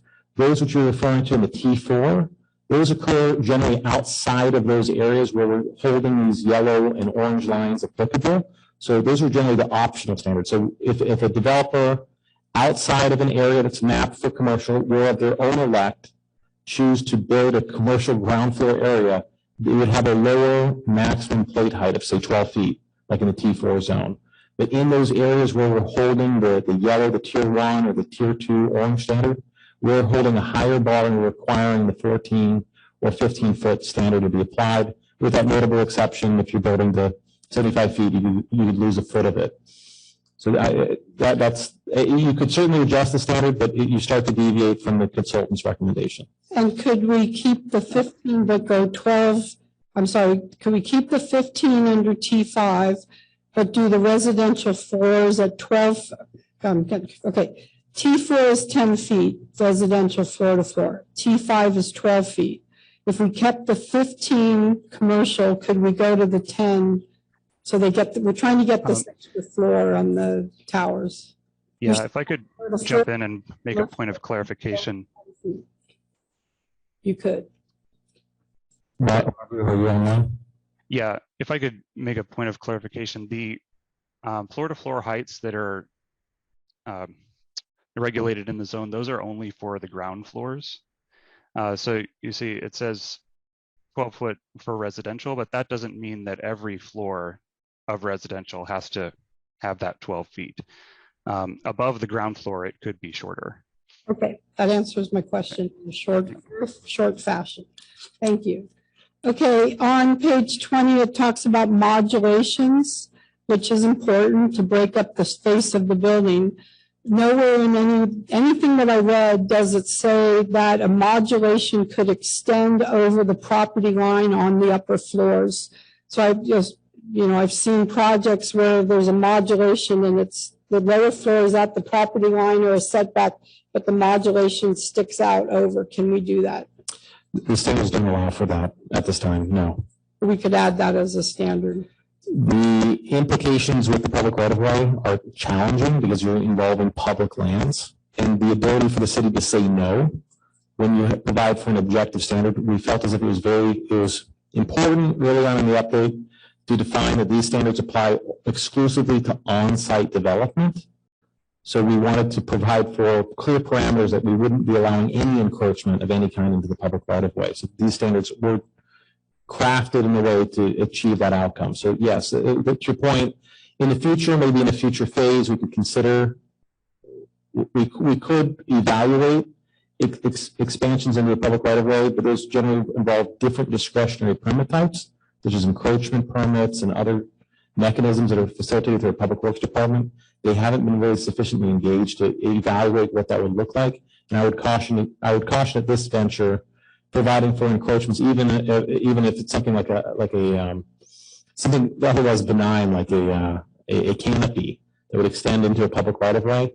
That it does present challenges in the new legislative environment that we're under to get to say no to those types of requests in the event that it doesn't work, or for whatever reason the city would want to preclude it or to. So we can look at it in the future. We don't do it now, but we can look at it. Okay. All right. And then, so going back to this open space, I had asked you for a definition. Does a park planting strip 3 feet wide count as open space? Because in the past drawings have counted every little green belt as open space. So we have a requirement, I mean, there's among the standards contained in the multifamily development design standards, it's a 10 by 10 dimensional requirement. There are other parameters for those like large site areas where they have to meet a certain total area as well, like 1,200 square feet in order to count towards meeting certain things like a top plot or something like that. Would have to meet a certain dimensional requirement. So I missed that, sorry.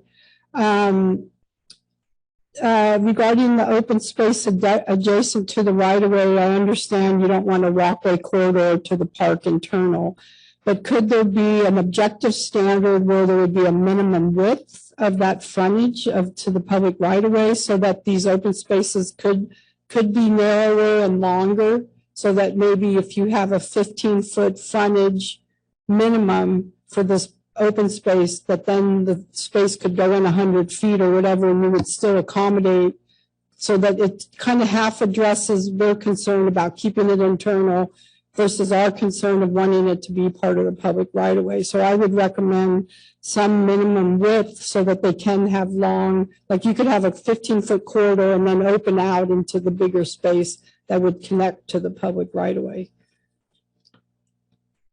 I would just offer that the standards do allow for paseo, which is a defined area to count towards crediting towards the open space standards. So you could have theoretically a paseo that leads to a larger open space area that would be compliant so long as those two areas abut and adjacent to the right of way. There also isn't on the open space standards, a minimum, say, width requirement for that longer corridor effect that you're describing. There are minimum open space dimensional areas that need to be achieved, but as far as the requirement, it just only requires that one side of the open space area, either public or private, would be abutting the right of way. But there's no minimum dimension of that, because you said you don't want just a walkway. I know, okay, so the point I'm trying to get to is there should be if it's the paseo, is that 15 feet, 20 feet, is that the minimum then? I believe that you, in theory, be limited to the paseo width, but it's or even narrower. I can't say that there's a standard within the multifamily standards today that dictates or requires a minimum width. Okay, I'm just trying to address the issue of not wanting it right in the space. Okay, I'm almost done here. The page 24 talks about open spaces and not allowing to have a fence along the frontage or the public right of way.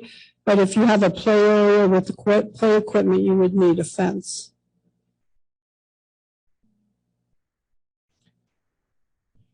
So there wouldn't be a requirement that you put a tot lot, to use that term again, up against the public right of way. You could design the space such that those areas are further away and satisfactory towards the requirement of not being closed off. So long as you could enter into the public space, that would generally meet the definitional requirement of not being closed off along the public right of way. Okay, that's not the way memo page 24 reads. It says no fences. So that's what I'm just clarifying. A playground would need a fence.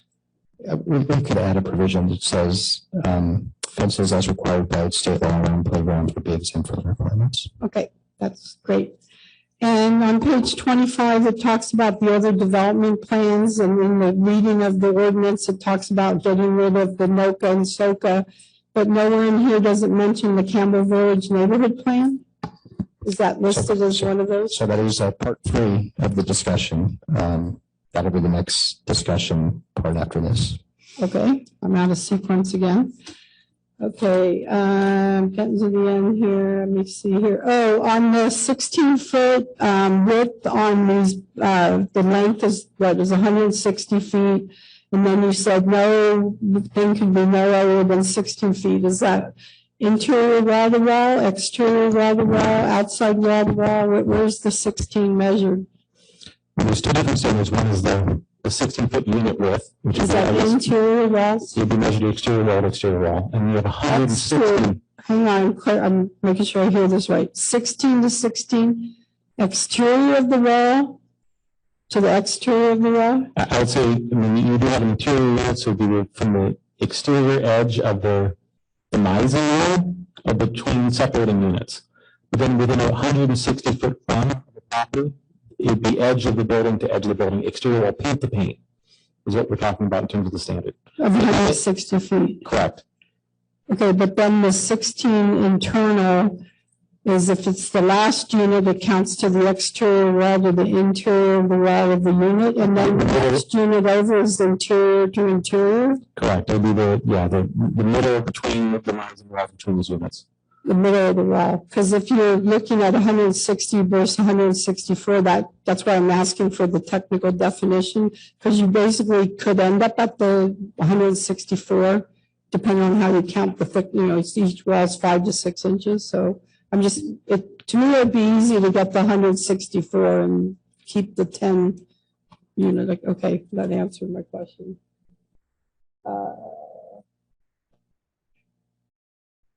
I think that's it for now. Thanks. Councilmember Scazola. Oh, yes, I just had a question in regards to our modulation standards. I really appreciate trying to make sure that we don't have cookie cutter buildings all around Campbell. Of course, the community doesn't want that. But I was curious about the achieving eclecticism without dictating an architectural style. I was wondering if there's anything where we don't say, obviously, we don't tell them, hey, you got to build it. You have to design these buildings in a certain way. But is there some kind of opportunity where we can, the city staff maybe can show possible designs, like things that maybe that match or are similar to the neighborhoods that they're built around? I think that the community might like that if a new building is built nearby, that it still has some kind of elements of that neighborhood perhaps, or maybe some previous successful builds, and that they don't necessarily are going to make a carbon copy of those, but just give them kind of a feel of like, this is what Campbell seems to like and approve of. Is there anything like that that we can include? Largely, the standards that you're speaking to, they kind of start to fall into that range of subjective standards where you're trying to pull on or draw on architectural elements from the surrounding area. It does present challenges where you say, hey, in this particular part of the community, it's predominantly comprised of composition shingle roofs. So therefore, a composition shingle roof would be a permissible roof type. That seems to be an appropriate approach until you have that one home in that same geospatial area with that one element that happens to be standing seam metal. And once you have that element, then that introduces an additional design roof type element which would be permissible then within that area.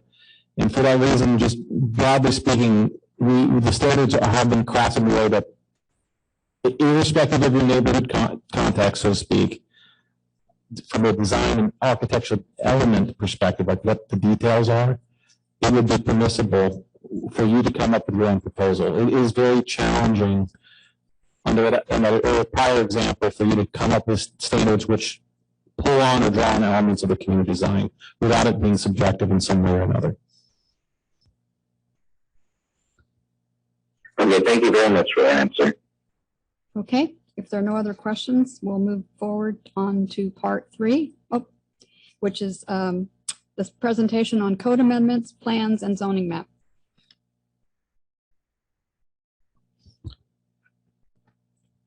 Okay, so our code amendments, so in addition to the general plan and housing element and the multifamily development design standards, we have proposed a number of code amendments which largely serve to implement all of those documents we just talked about. In addition, they serve to establish new permit processes, particularly for housing development projects, subject to the new multifamily development design standards. And they largely serve to comply with state law and incorporate a number of technical improvements as previously mentioned. In regard to the area plans and our design requirements, we are seeking to retire the south of Campbell Avenue area plan and the north of Campbell Avenue area plan. Also the central Campbell redevelopment agency plan and our low to medium density residential design guidelines will also be retired as part of this process. Other area plans, which are referenced as appendices in the general plan, will be reestablished separately. In addition, we have prepared a new zoning map. It's been updated to align with our general plan and particularly our housing opportunity site inventory. And a key change which we have included as part of this update is that our PD, our plan development, and our CPD, or condominium plan development zoning districts, are now going to be established as legacy zoning districts, which largely means that properties won't be able to be rezoned to those in the future, understanding the historic use for or misuse and abuse for deviating from development standards. We're really closing the door on that. But where you have sites which have an existing PD or CPD zoning designation, that's been maintained for the time period, for the time being. Similar with other items, the planning commission had reviewed the potential code amendments as well as our change to the plans and zoning map. And the directed corrections related to our large family child care centers, as well as a number of other minor typos they observed. But also materially, there had been a requirement, there had been a provision in the code providing relief from the multifamily development design standards for projects which provide for a community benefit, which could be defined by the council. And those are, we had established a number of criteria. Among them was a unit count of, in order to qualify, the project would have to have at least 50 units. So it's been amended by the planning commission to go down to 25. Which allows for more projects to potentially pursue that avenue of a community benefit overlay. And in addition, as a desk item tonight, we do, as staff had observed a number of minor tweaks and refinements to Chapter 2108, which is our residential districts standards, just providing for more traditional means of subdividing townhomes and addressing the development of individual units on small multifamily lots. And we have an amended action included tonight to reference those changes when you're taking action on tonight's item. And that concludes part 3. So that's the fastest part of it. And that's up for council questions. Council questions? Vice Mayor Landry?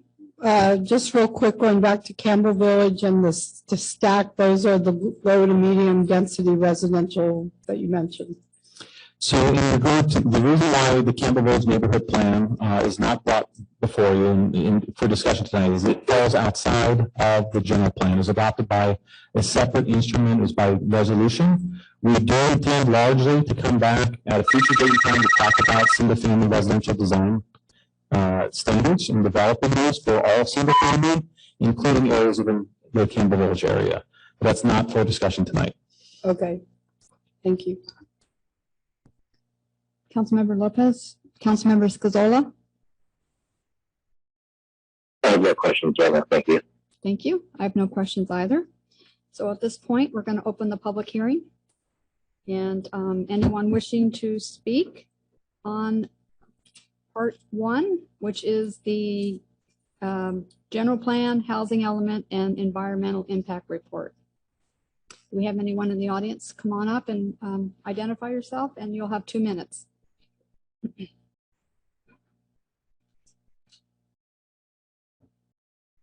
I put on my glasses. I pretend I can see, but I really can't. Good evening, and thank you for the opportunity to address the council. My name is Tim Pasquinelli, and I own the Campbell Technology Park. Earlier today, I sent you each a desk memo for tonight's meeting. I'm assuming you all had the opportunity to read it. Excellent. I'll keep it short. As we worked with the city of Campbell to meet the housing goals, all 4 parcels of the Campbell Technology Park were included in the first 3 drafts of the suitable sites inventory. However, just recently in the 4th draft, only 3 parcels were included, while at the same time, the density was increased on those 3 parcels so as to keep the same overall number of units at the site on 3 fewer acres. Sadly, these changes will make it impossible for us to develop housing on the site. I realized that Stephen referred to a feasibility study that was done. Feasibility studies are based on a number of assumptions. My statement is based upon facts in the market today. We have met with many developers who are interested in developing the site. We have 4 offers on the site. Every one of them has asked for lower density than the 26 units an acre. Everyone. We also went back after this change was made and addressed each of it, and every one of them said we will not touch it. So that's sort of based upon facts, not on the feasibility study. In subsequent discussions with city staff, we were asked to present 2 alternatives that would work for us and the city. We provided them with the following. The first is to restore all 4 parcels to the 26 units per acre that was previously in the previous 3 versions of the housing element. The second is to rezone the 3 parcels that are shown in the 4th. Am I done? You can conclude your. Thank you. Quickly, please. So the last one is to rezone the 3 parcels at a much lower density at the 18 units an acre, while moving the remaining units to the Santa Moss site. Unfortunately, I'll be really quick here. They have, Stephen and maybe Rob both have referred to the redevelopment agreement. Based upon our council's understanding, the redevelopment agreement will go away once we become part of the housing element. So this whole 3 or 4 year window is eliminated.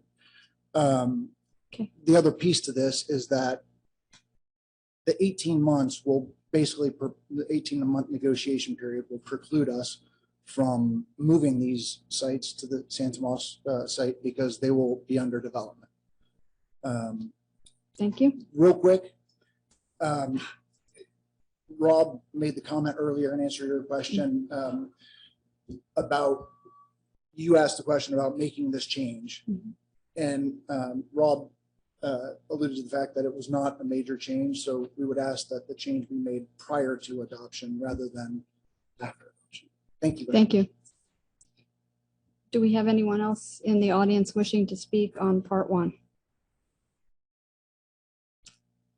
Going once, twice, and how about online? Do we have any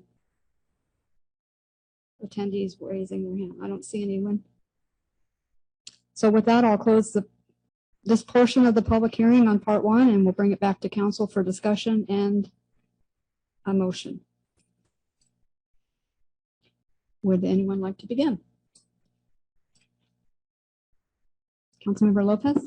Sure, I'm happy to start. I want to start by thanking first the members of the GPAC, both those present and not, for the tremendous amount of work that went into this. All the members of staff and our consultants, who, as was said, never have I heard of a city taking on the scope of tasks in this area at once. And let alone with any of them with what I think such high quality work that's gone into them. And then that's been recognized not just by us, but by others, external and stakeholders and HCD as well. So really kudos and on a tremendous amount of work. I'm really glad that we're close to the finish line, and really, even though we've heard comments and there's some good points that have been raised for us, and I know we'll have other commenters on the other pieces, but really what I see as small tweaks, a percentage of a percent that we're debating, but really the bulk of this, is work that we can really be proud of. That said, as I said, I think there's some really great points that have been raised by commenters, and I think we're all united in the goal of wanting to make sure that that housing can actually be built in a way that works for our community. I think we all share that, and I think that the commenters that we've heard from, certainly that I met with, share that. So I hope we can get to a productive conclusion. I'm open, to hearing what my colleagues are, but where we are on this. But I do want to consider some of the points that have been raised, and I also want to say, in appreciation of staff. That tremendous amount of work meant that while we did have a lot of stakeholder meetings, and I know our approach was to be very open. I don't think we could always take every meeting or have all the touch points that probably would have been ideal in the process. But I think it's all coming from a place of good intent and wanting to be productive. So that said, with my question, I think I am open to taking different approaches to Campbell Technology Park as has been discussed. I'm not completely convinced that we need that piece to also keep the corporation yard in as some of the, you know, so I do want to keep that in. I know that the corporate yard, I know that's been consistent.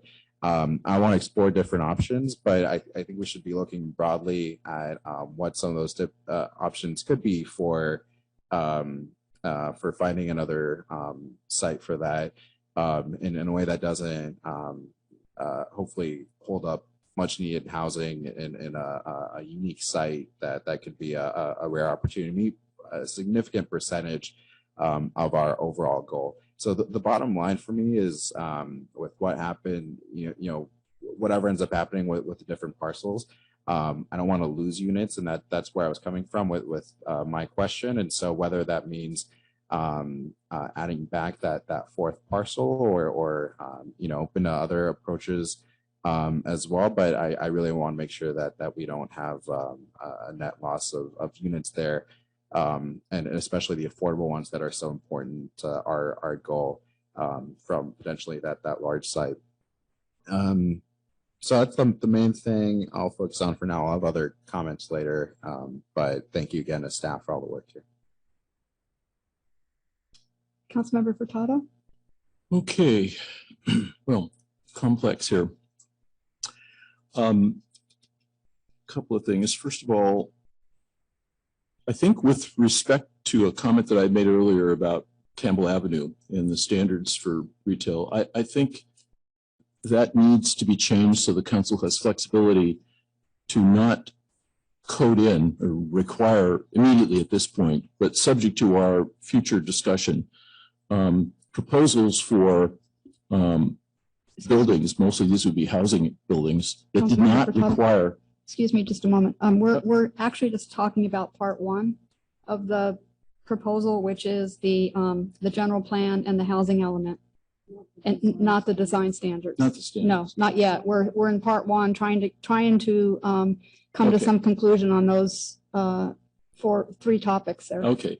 Well, So, thank you for yeah, clarifying. so we'll have. You'll I have will a say it chance is to talk about confusing. it. Okay. We're So, trying to segment it so that we can get through all of the actions that need to be done. yes. Okay. Thank you. Well, then let me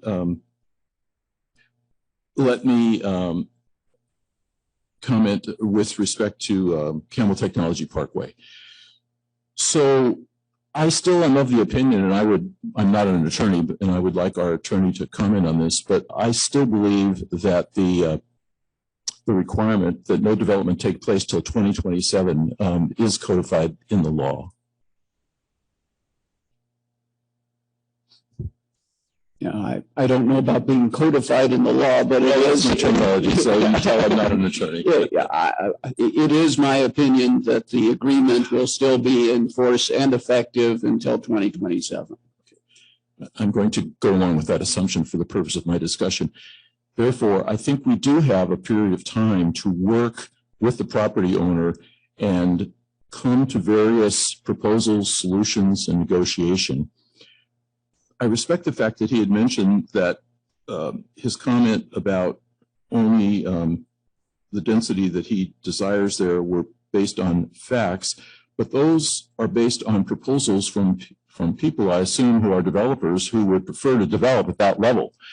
There has been no effort to work with yet anyone from the affordable housing community to see what could be appropriate there at kind of a win-win solution for everyone. We are under tremendous pressure by the state of California under the housing element rules to not only simply zone for levels of housing, but also to do everything in our power to try to implement affordable housing. So I think we definitely have to consider that there. And there are other elements that we have to consider for any type of housing that goes in an area, which I don't really like for housing personally anyway, because it's in an industrial area. I think we need to provide an appropriate public walk space to leave that area safely without having to go back down McGlinchey, down Union, and then like over either to the Pruneyard or downtown or somewhere else. So I think a reasonable thing for us to look at as a part of our negotiations would be a walking path or bike path over Highway 17, I think that could be achieved. And I think it would be a welcome amenity, an appropriate one, a safe one for potential residents who might locate there. I do have some concerns about locating the corporation yard there. I still think we should keep open areas for looking for other areas where that might happen, or we might propose that it happen. I'm not willing to say right now where I think that possibly could, but I just think we need to keep that open. So those are my comments on that area. And then there was an element that I forget exactly where it came into it, which indicated levels of approval for various types of projects. I think, Stephen, you mentioned that, so that some things could be decided at the Planning Commission level, other things would go to the council. I don't want, my personal opinion is, I don't want anything to have a final decision at another commission that could not be appealed to the city council. I think people have a right to appeal to their elected officials. So I think that while something could indicate that it ends at the Planning Commission, it should not be so final that someone couldn't appeal it to the council. It would end there unless there was some sort of an appeal, but I still feel that that has to be a part of the understanding of that. So those are my comments.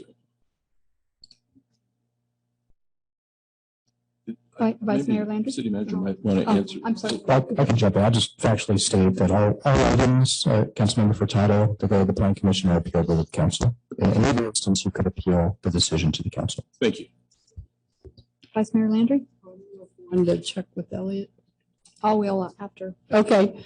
So as I mentioned earlier, LU-8.11 talks about this ground floor commercial, and that is in the IR. And I think that the zone from the creek to Union should be excluded, but mostly around the Pruneyard should be excluded from this requirement for ground floor commercial, since it would be harder later. Sorry, Councilmember Landry. That's actually the next part, not this part. I can't get this right here. God darn it.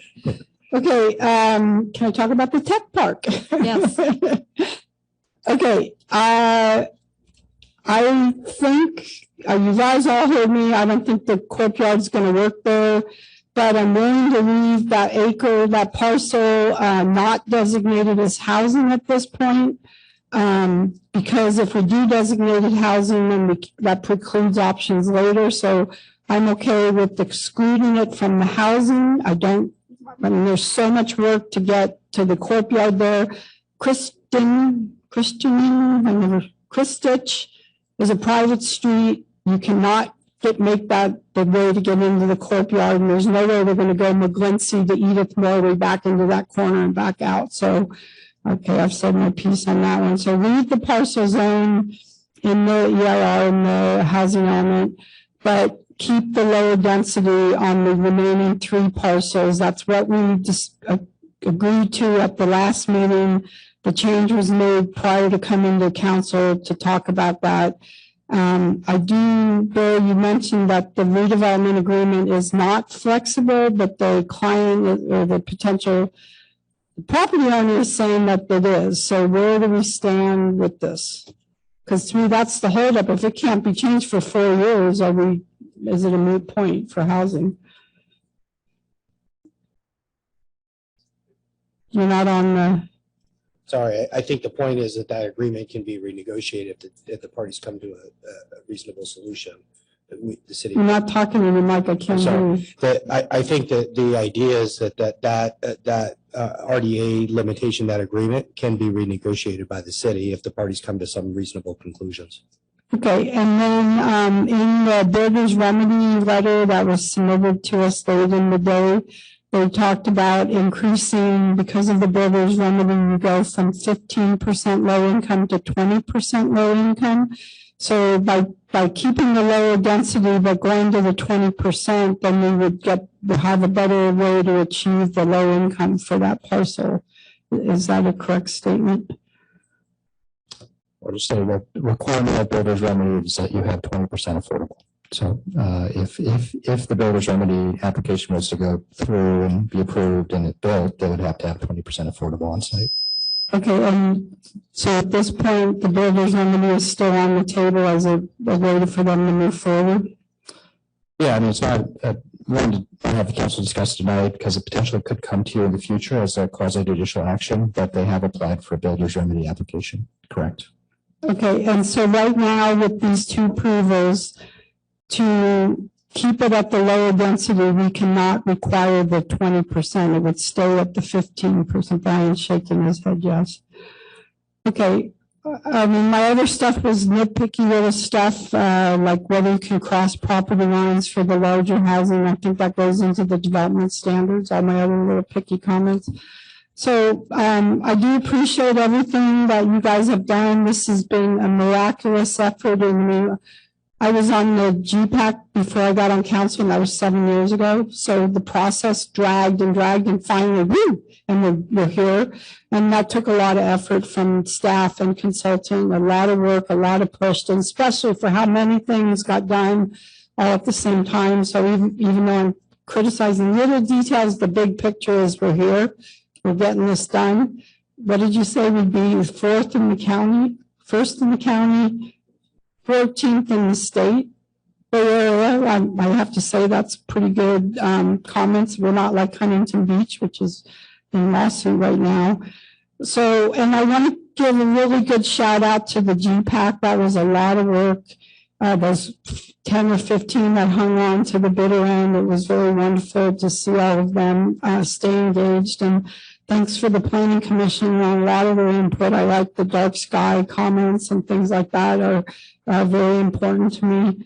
So I would like to move forward, but keep the tech park at the lower density and remove the ground floor commercial, which I guess is the design standards.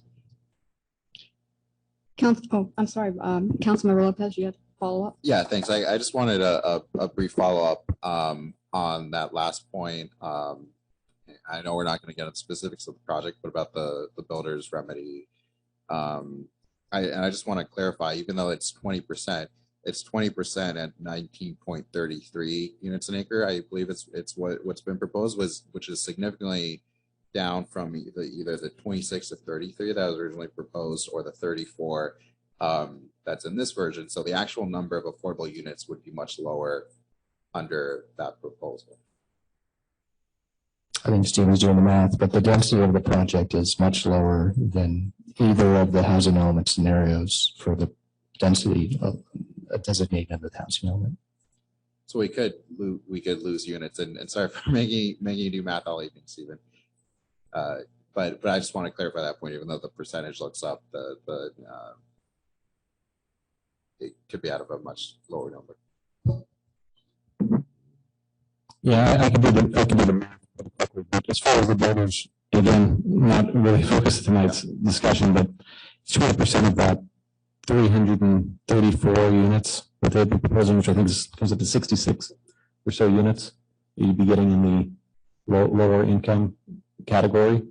And comparing that, I could do the math on what you get under a scenario which you define. I can tell you how many BMR units you get at a 15% obligation, but you'd need to tell me which medium high or the high density and what scenario, and I can tell you the difference. I can do that all pretty quickly now. Great. Well, since you offer, why don't you give us both? And this is for the partial site scenario? Where the northerly three parcels would remain. Well, if we're doing partial, let's say partial at 34. So at the high density, you would get 70. And at the medium high density residential, you would get 53.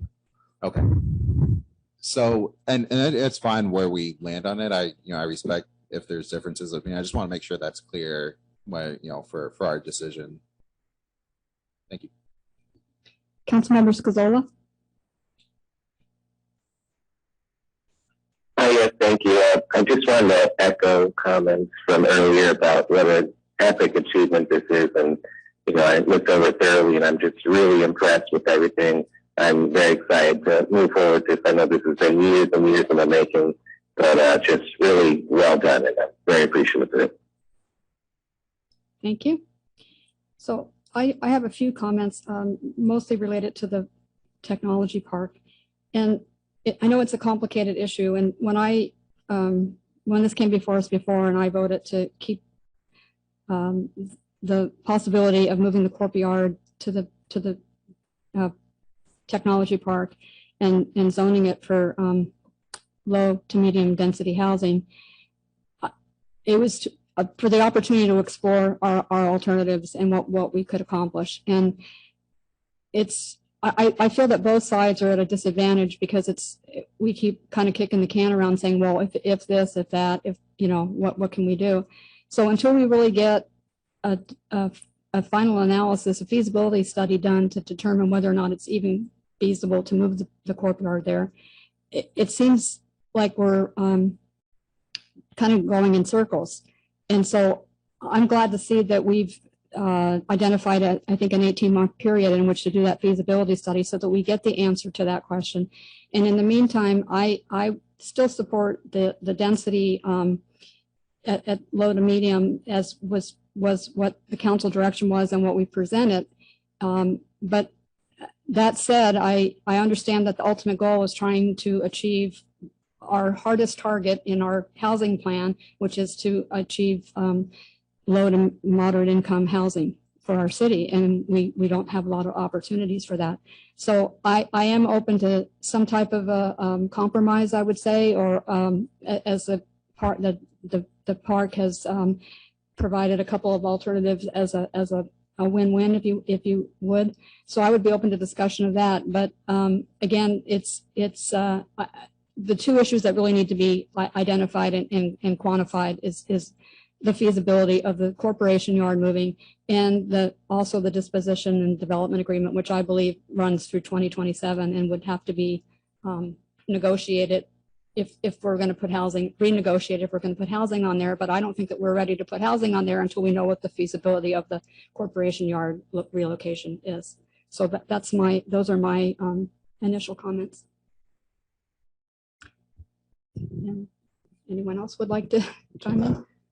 I'll just make one last comment. All of my colleagues said thank you and showed their appreciation. I want to share in that comment. I'm very appreciative of the staff, the consultants, people who testified and participated, members of the GPAC, people who gave public testimony, whether I agreed or disagreed. You know, that's not the important thing. The fact is that you researched it, you stated your opinion, and I appreciate that. So let me just add my thanks. Okay. Thank you. Vice Mayor Landry? Yeah, I'm trying to get to a resolution on the tech park. So one of their proposals was this transfer of the density to the San Tomas Plaza, I think is where they were, and are they receptive over there to having that transferred? I think we've heard anecdotally the owner is. I think on the staff end, we need to do a bit more work. There's a lot of work put into the adjacency standards and the form-based codes there. So just tonight, I don't think we'll be ready to have all the code work tonight. Again, the proposal for the staff would be to look at sites that could accept that transfer density. We probably would start with that site since the owner seems amenable, but we just have to see what that means in terms of all the code work that goes with it. Yeah, so like I said before, leave the one parcel not zoned as housing because it would be too hard to take it away later. I don't think the courtyard belongs there, but do the study and take the 18 months. But I think we should keep it at the lower density of the other three parcels and pursue the transfer of the density so that we don't lose the 13, 16 low income units. But I think we should be honoring what the council approved last time, and they have done some research and seeking out developers and that kind of stuff. So maybe that's the compromise, is the transfer of the density. Councilmember Scazola, do you have any additional comments after you've heard from the rest of us? I have no comments at this time, thanks. Okay. Councilmember Lopez, any additional? Well, let me know if we heard otherwise. I kind of feel like there's two different groups with two people that have been on the table. So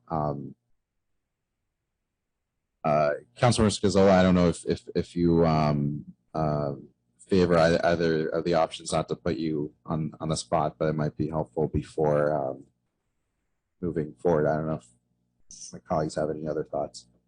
So to clarify, Councilmember Lopez, that would be leaving it the way it was originally submitted with the low to medium density, or doing the alternative with transferring it to the San Tomas Aquino site?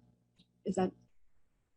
I think it's more, the difference I'm hearing is more in the time frame, whether it, because I'm fine with personally with having it transferred to the other site, but I think the difference is whether we provide that clarity tonight, which sounds like it would be helpful based off the comments we've heard, or I think there's some council members who feel it's more prudent to wait. Okay. If I'm stating that accurately. Okay. And do you, Councilmember Scazola, do you have an opinion one way or the other? Yeah, I mean, I guess when it comes down to it, I'm always one for getting more information before making a decision. I'd rather, know all the facts before moving on to something. So I'll say that first of all. And my second comment would be that being that I'm relatively new to this, and this has been going on for years and years, and I want to hear more from council members who have been going through this already. So I'm probably going to lean in the direction of what council members before me feel is best. And so I'm not sure if we're in more or less agreement right now. I'm a little confused actually as to what direction the council seems to be leaning at this point. So I kind of, long story short, I will go with the flow, if that makes sense. Okay, thank you. Councilmember Lopez? So just based off what I'm hearing, and I hope I'm summarizing correctly, I'm not hearing majority in support of changing now from the staff position, which as I said, I disagree with, but I respect the differences there. But I would just request that if we go with what is proposed, I think in fairness to the property owner, I would hope that we can expedite those discussions. As I said, I think that we probably would have liked to do more touch points along the way. It wasn't possible for understandable reasons, but I hope now I do think that time is an important element, and just out of respect to having open communication, I would hope that we can really emphasize that going forward. So let me try and clarify. The staff recommendation is this: retention of the southerly portion of the Campbell Technology Park site as research and development, and designating the remainder for high-density mixed-use residential development. So I guess the question is there a majority of the council that supports that staff recommendation? Is that essentially what you're asking? I am, and I Okay. thought I heard that there was, but yeah. So I didn't hear Elliot. Elliot was on the fence, so it is 2.5 to 2.5 right now. So fair enough. Split the difference. Yeah. Okay, here's my last approach. If we designate it at the higher density, we're stuck. That's it. And then we go through an 18-month evaluation, and then we want it lower. So to me, if we do it at the lower density right now, set aside the one parcel, not designating housing so that it is open, do the lower density, then as this 18 months proceeds, then we can decide it, then yeah, it does work for the higher density. could staff clarify that? Yeah, I can. So it sounds like there's general council consensus on reserving the 3 acres. The question is the disposition of the rest, to keep it at high density or to take it down. There is the action of doing so puts the density somewhere else and the time frame to do so. So What I would advise is I think we can shorten the time frame on reporting back to you on the transfer. To do it tonight, I think we've had too many ramifications. There'd be a lot of loose ends on what that means, and the codes aren't really built for a higher density at the site right now. You'd have loose ends. But we put out the 18-month time frame, mostly around the courtyard, the feasibility analysis. We are planning on coming back to you probably anyways after staff takes a long nap. We'll come back and start working on a bunch of code amendments to fix the multifamily development standards and do part 1, part 2. But with that work, I think in the next 6 months, we would explore all options on transferring the density and try and bring those feasible options back to you. So I would just commit we could shorten that time frame, specifically on the transfer of density, if that helps the council. Okay. Councilmember. You started out this by making the comment that HCD would see this as a very small, that this one thing is not going to hold up the approval, in your opinion. Well, so I guess 3 options on the table. So one would be to, by action, I transfer density to the different site, and there's issues with that. 2 would be to give time to staff, and I'm saying 6 months to look at an option. 3 would just be a net reduction in the amount of, so go from high density to medium density. That would be a net reduction in the number of units in our housing opportunity inventory. I don't know if HCD's responding with the totality of our 5,000 to 6,000 units. That's not huge, but we would have to disclose to HCD we have reduced our housing inventory, and that could cause them to ask questions. Or they have already given us a letter saying that they'll certify the housing element as is with our current inventory. So if the action is just to do a net reduction, not transfer density, that could cause some issues in HCD's review of the housing element.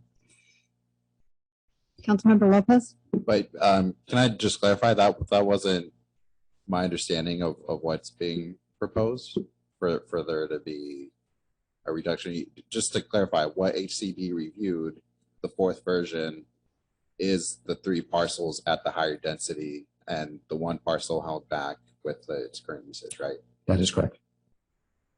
I thought I heard some council discussion on, could we tonight not transfer density, reserve the 3 acres, and just reduce the density on the remaining 3 parcels, but to reduce without transferring. If you are exploring that option, that would probably cause some issues with HCD. And what I was proposing, and I didn't hear a majority, so it's fine, probably moot, but just to clarify, was to go back to the previous version with the 4 parcels at the previous density, so there's no net loss of units. Just so if that's clear, sure. Which I think was one of the options that the applicant had. Yes, if council did pursue that option, it would be the same number of units, and we don't see an issue with HCD certifying the document. And that does not include the Santa Mas site. It would not. I mean, under that option, you're taking out the 3 acres to be held back for a discussion point, and you would zone the entire site for lower density residential or the medium density residential.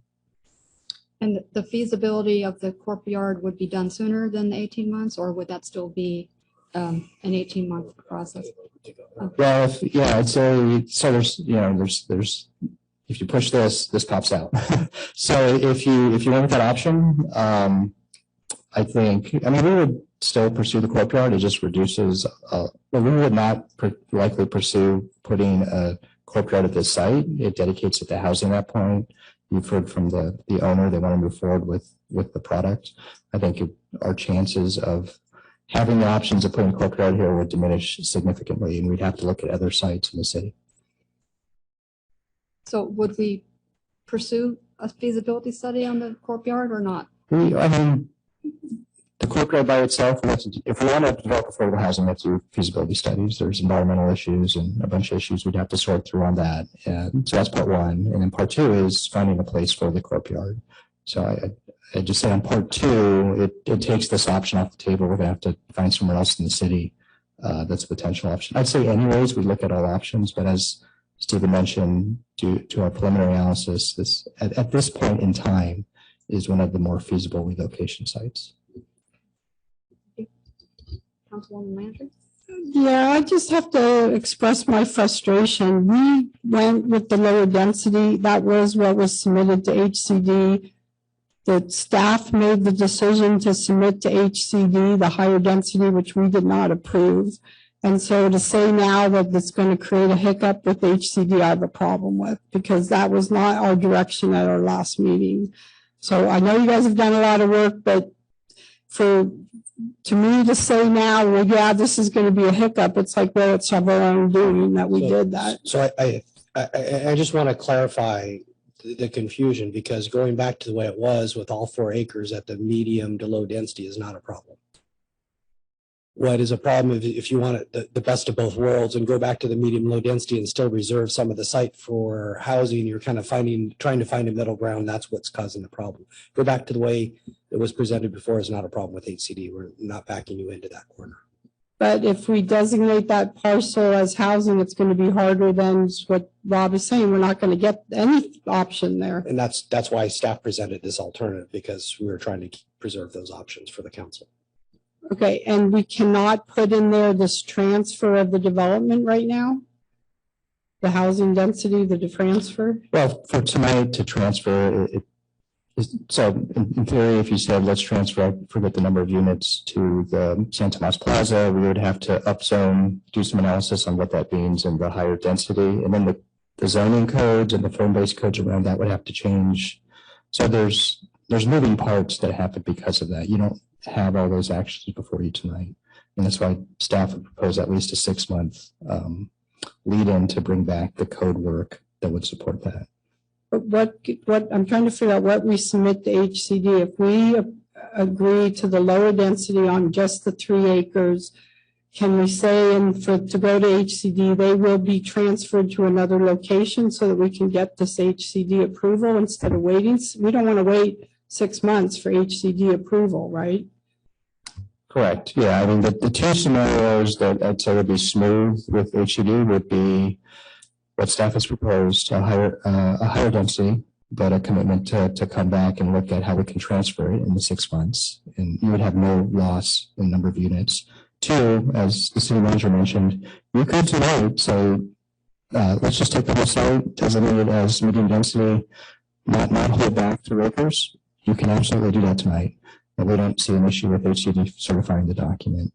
The challenging point would be to say, to try and meet the middle of both of those, reserve the 3 acres, but reduce it to lower density and have a net reduction overall in our housing inventory. But we're talking 17 units of low income.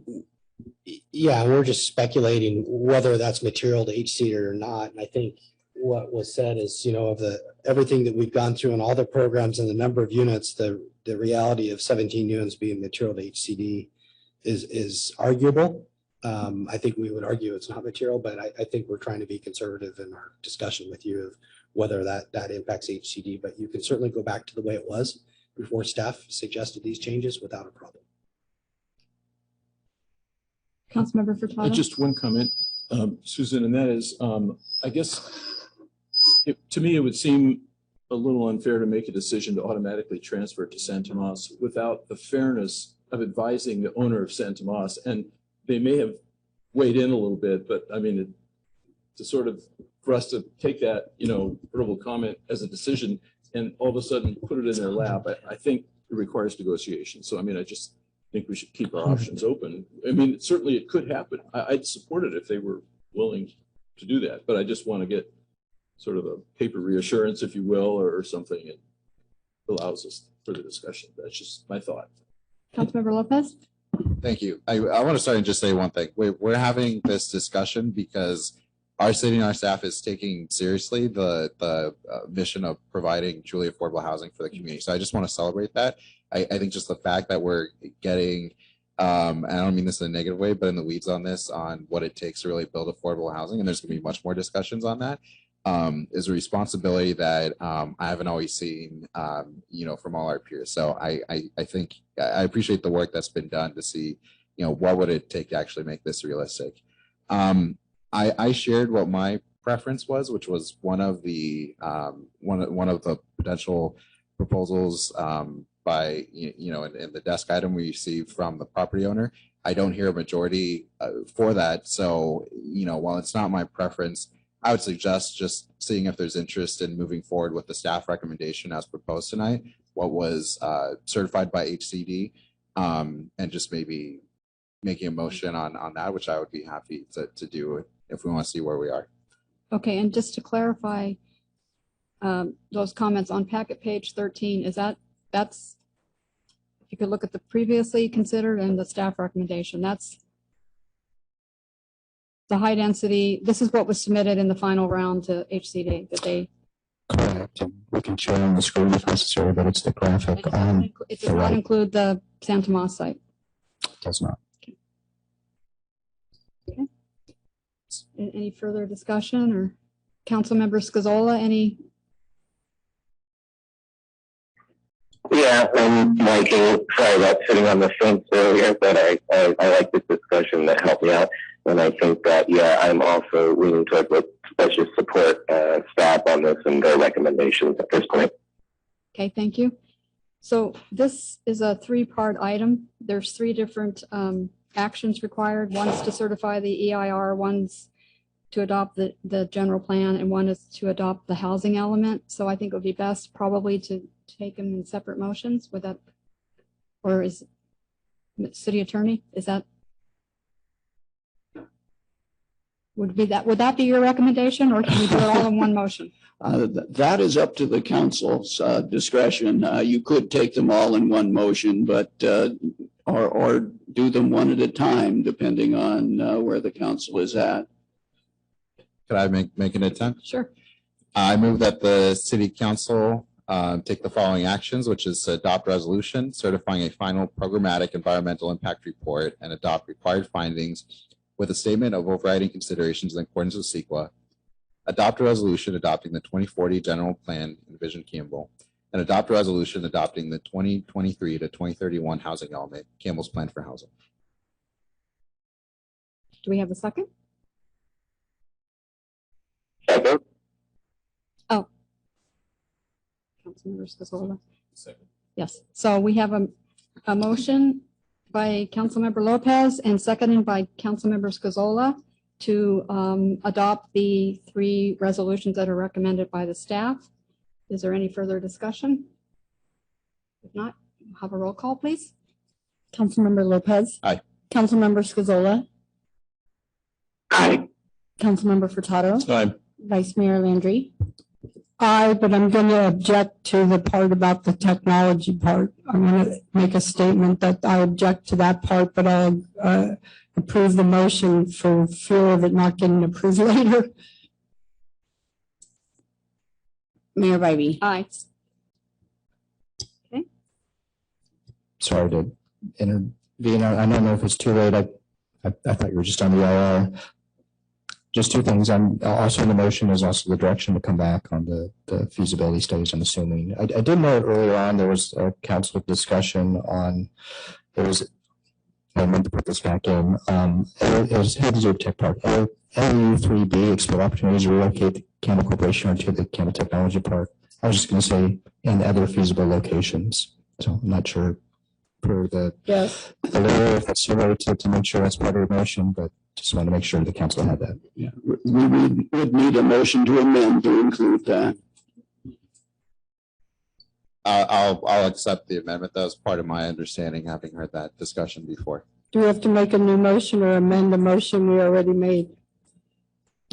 Yes, you would have to make a motion to amend the previous motion. So I make a motion to amend the previous motion to include an alternative. I thought I just. Councilmember Lopez just did that. Yeah, he made a motion to amend the previous motion. And Councilmember Scazola, do you second that? Yeah. Thank you. So could we have another roll call vote, please? Councilmember Lopez. Aye. Councilmember Scazola. Aye. Councilmember Furtado. Aye. Vice Mayor Landry. Aye. Mayor Bybee. Aye. Well, one down and two to go. So I'm going to open up the public hearing now on discussion part 2. which is the multifamily development and design standards and associated form-based zone map. And I have, so far I have one speaker on this, Matt Weber from Ellis Partners. If you could come to the podium and go up 2 minutes.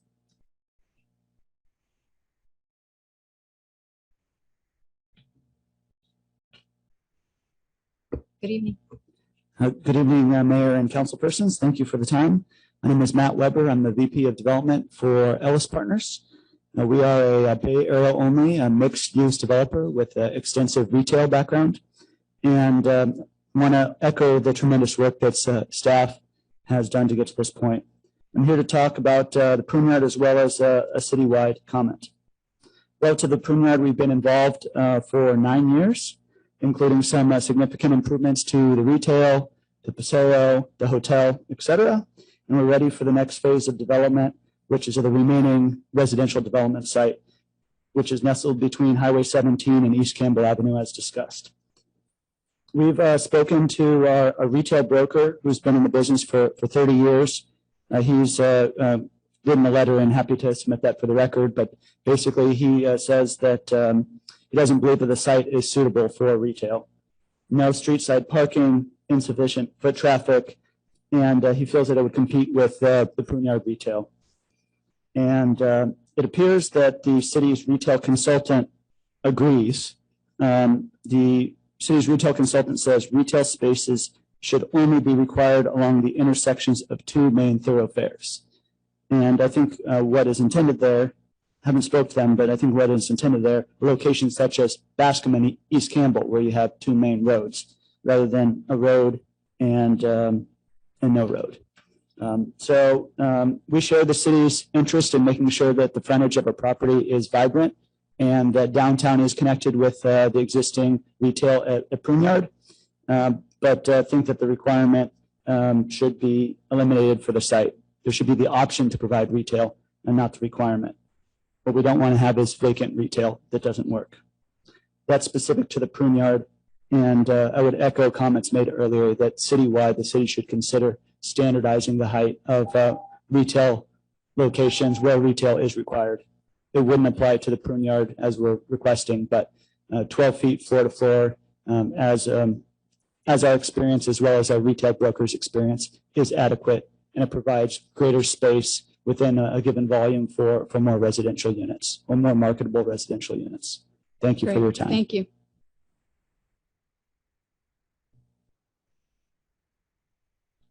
Next speaker is Jim Sullivan.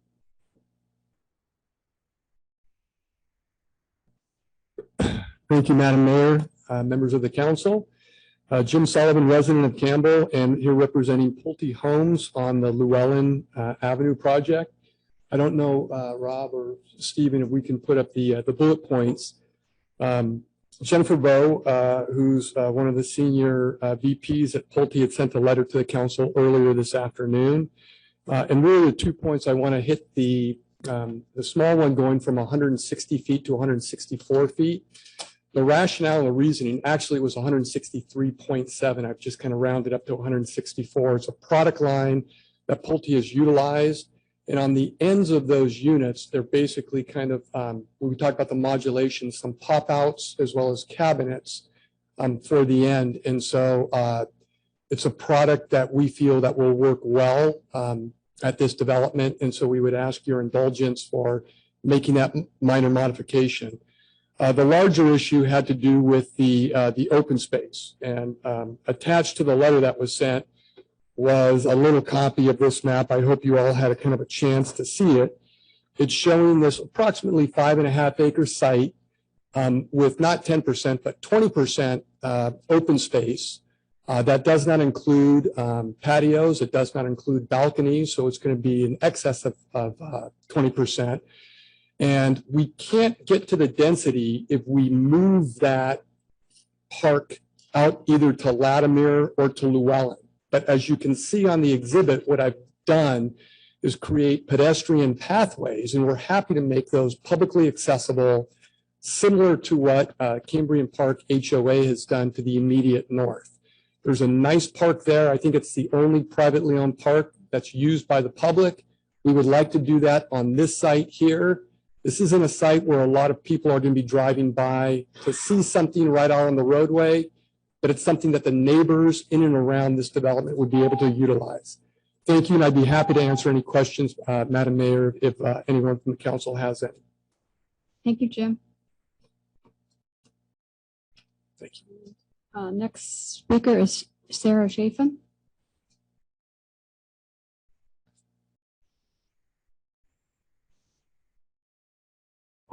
Thank you very much. I first do want to thank the staff, you know, the council, the planning commission, you know, the M group, everyone that's been involved, because this has been a long process.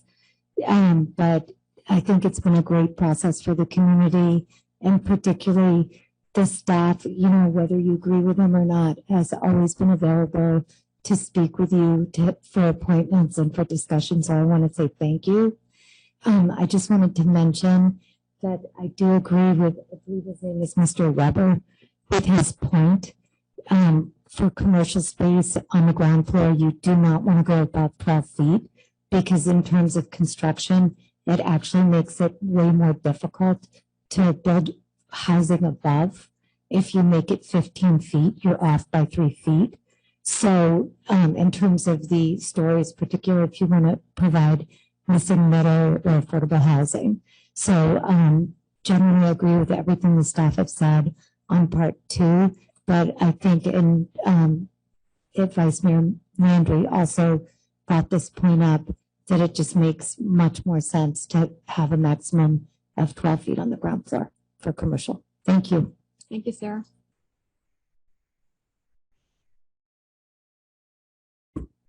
Raja Pallala, 1216 West Hacienda Avenue. I really don't have any major comments here, but I want to take this opportunity to thank the staff. They have done tremendous work. You know, it's no easy job to do like 3 things at one time, right? One thing itself is very tough. That, and the only comment I want to make on this MFDDS is in the San Thomas neighborhood, the height is restricted to, I think, 24 or 28 feet. And also it's listed for the lower density townhomes as 2.5 floors. You know, that sounds a little weird, 2.5 floors. I'm wondering if the city council can make it like 3 floors and allow for the regular height so that people will be able to develop properties. Thank you. Thank you very much. Anyone else in the council chamber? Bruce? Hi, yeah, Bruce Bowen, council members, staff. Like to thank everybody for all the hard work. I've been so impressed, and it's the outreach that has been just over and above. So thank you very much. I also just wanted to add that having retail on Campbell Avenue, we have property in downtown core as well as along Campbell Avenue. It's very difficult. The more retail you can put together will bring people in to walk the streets and to visit one store after another. So I think even though retail is difficult, it'll only survive if it's linked together and if we keep the retail along Campbell Avenue. Thank you very much. Thank you. Anyone else in the council chamber? Okay, I see one person online, Dennis Randall.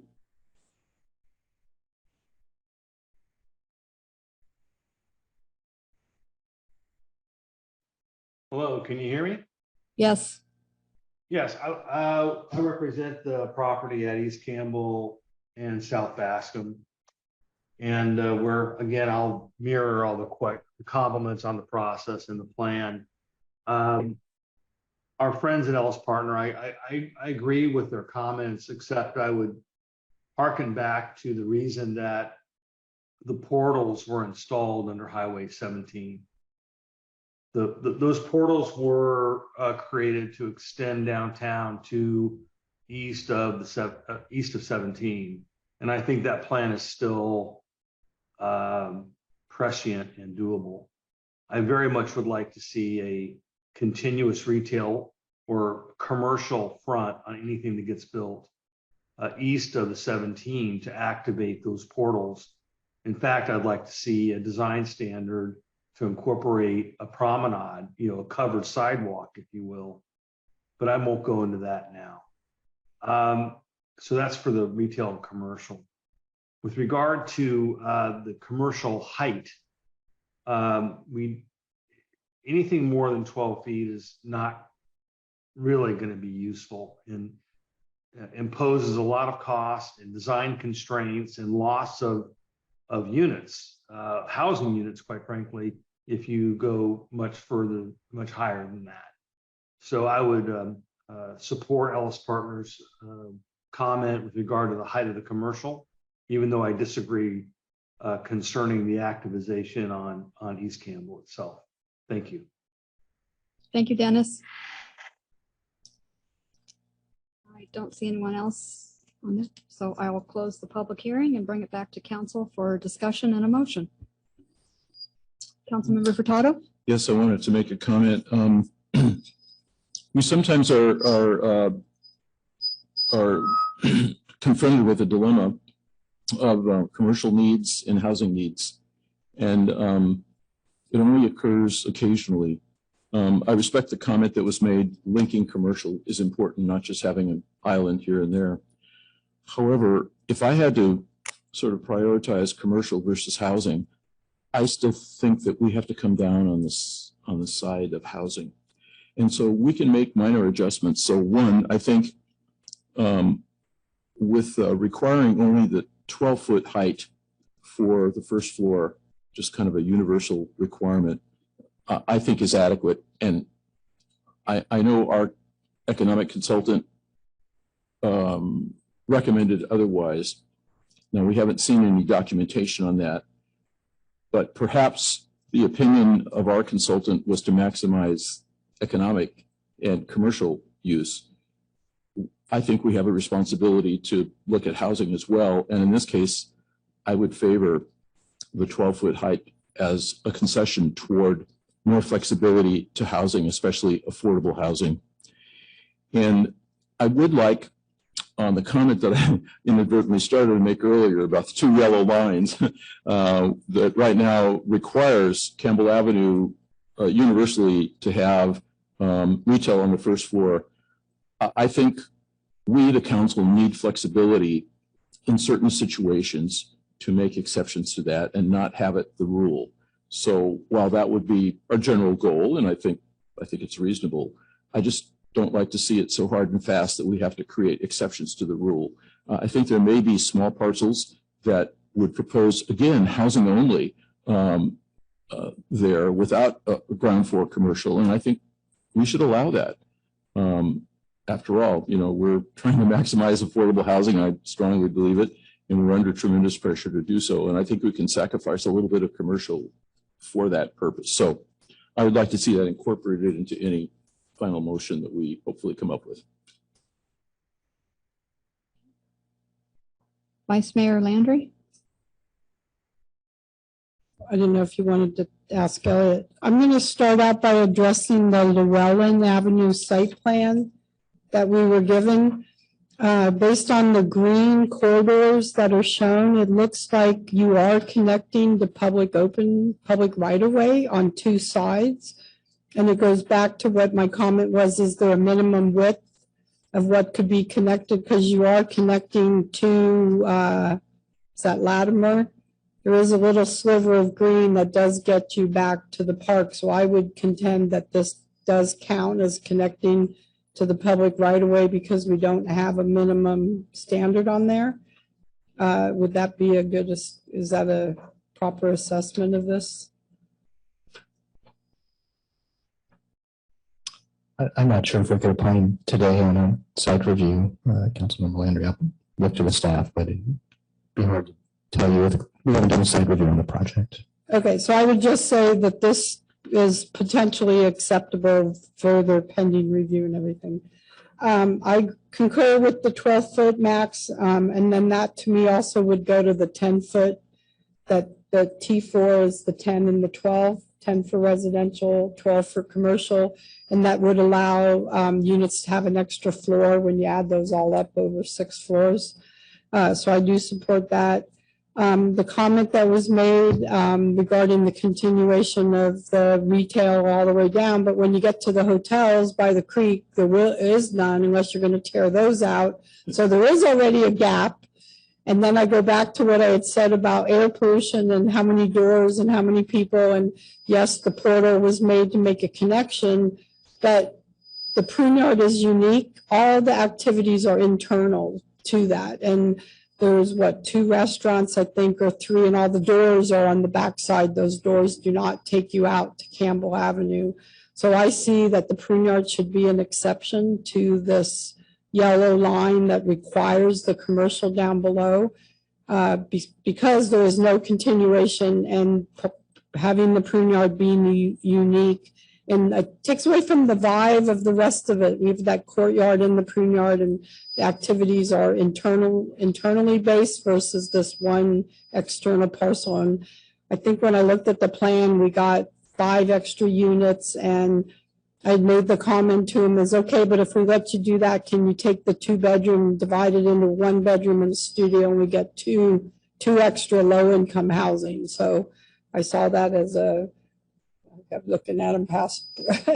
I was hoping that could be an option, but we are getting 5 other units, and so every unit adds up.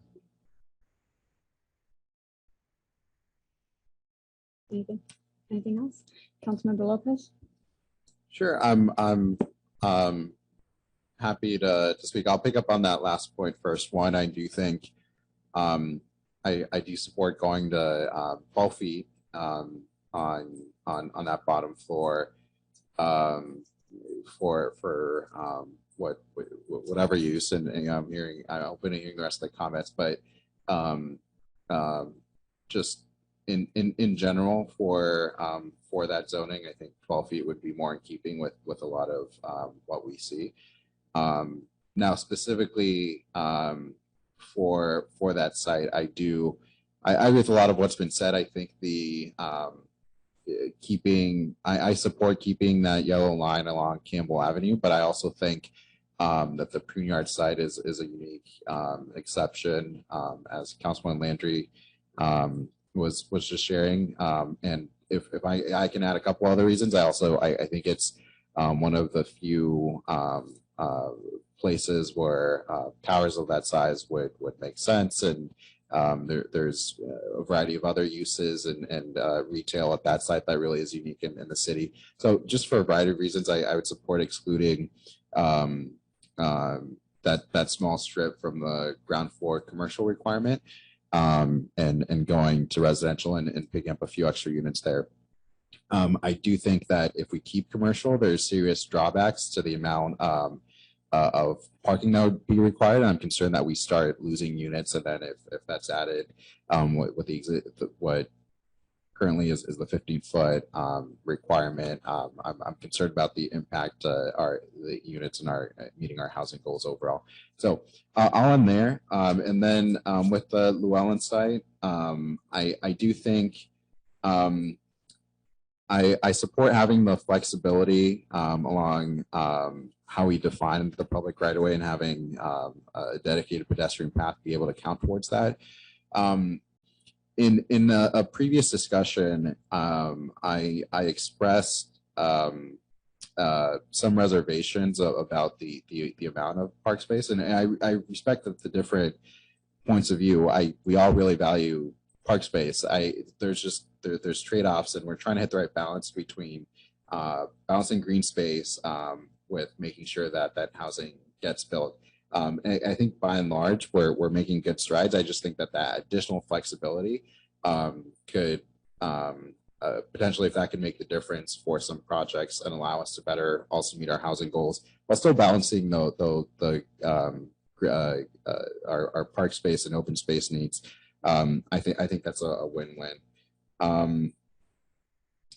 So I'll end there, but I think that flexibility is healthy and serves our overall goals. Thank you. Councilmember Scazola? Yeah, I just want to echo some of the comments that have just been made. First of all, yes, I agree. The 12-foot ceiling height seems ideal to me. Also, 100% advocate for open space. Just the comments that have just been made. So I just want to re-emphasize those. Thank you. Thank you. And I concur with the request to exclude the prune yard from that if that's a possibility to within the design standards, because it makes sense. And I go along with the 12-foot height limit. And then as far as the retail in housing in downtown Campbell, I just had a question. Don't we have a downtown policy that really speaks to the types and businesses that we want to have in the downtown, and it is limited to mixed use and or commercial retail on the bottom floor? And how would if we were to change that plan, how would that affect the downtown plan? So largely, we do have a downtown development plan, and we have currently the C3 zoning district standards, which promote pedestrian-oriented activities on the ground floor. It generally precludes housing units from being on the ground level. What these standards do is they do provide an avenue by which a housing development project may supersede those standards found within the downtown development plan and within the C3 zoning district standards as they presently exist. So it wouldn't necessarily conflict, but you could allow for ground floor housing if you wanted to in the downtown on the main street or on side streets. What we've tried to do is be strategic about where we've applied that the tier 1 line to just the primary main street along the downtown, allowing for ground floor residential units theoretically on side streets or on the returns, on the loop streets. So that's where these standards would guide you. But they would, to reiterate a prior point, mandate a requirement for a non-residential, meaning generally commercial, not necessarily retail. You could have other pedestrian-oriented activities in those areas on the ground floor. I have a question. Can you geographically define the downtown? That's been an ongoing topic of debate for as long as I have been here. I would say that, broadly speaking, what we have used as the mechanism to hold the highest bar, what the Planning Commission's direction had been, where we're saying we wanted to even reduce credit for lobbies and those other spaces, was within the limits of the downtown development plan area. I could pull up an exhibit of the boundaries of that, but that would be the closest thing that we have to defining what the downtown is. But so you can't tell me if it includes past the railroad track, I mean, or how far down, or after Highway 17, or I mean, is that when the downtown Campbell plan was passed, it must have been identified. If you're referring to the limits of the downtown development plan as the downtown, I can define, but that's a depicted area, which I can show you.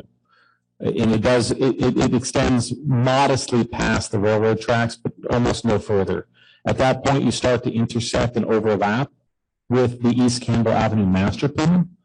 And debatably, on the other direction, you overlap with the Winchester plan, which is things which we're trying to clean up as part of this update.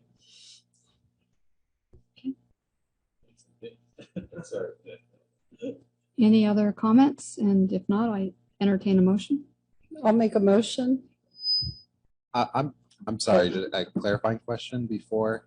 Sorry to interrupt the motion. Did we reach consensus on the Llewellyn site feedback? I don't know that we can reach consensus on that this evening because it's really not an application that's before us. I'm sorry. No, you're right. I should clarify. I meant the issues raised by that, which is the public right-of-way access. Or did staff hear consensus? I just wasn't sure where we went. From what I heard from the previous discussion is that the walkway into the open space or public space can be considered part of the open space. Is that correct?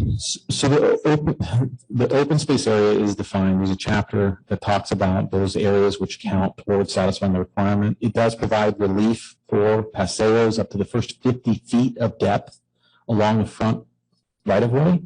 That said, if you go 50 feet deep and then theoretically you were to connect that to your open space area, I don't know. And given the fact that open space areas don't have a defined dimension, getting at this idea of infinitely long or infinitely wide, at some point, the dimensional requirement would need to be satisfied. So what I was hearing Councilmember Lopez mention earlier, and I think the point that's being made here is, could we certainly provide for those open space areas interior to a site, provided that there's a public access connection made that might not otherwise meet the open space standards or the Paseo standards for that matter. The point that I would make on that is, because the standards are split on large sites, they allow for both the provision of private open space areas or also publicly available. That those private areas where you would have a situation where you'd have a public serving easement leading to a non-public open space area, a private area. It could present a kind of an awkward arrangement, but it would presumably satisfy the standard.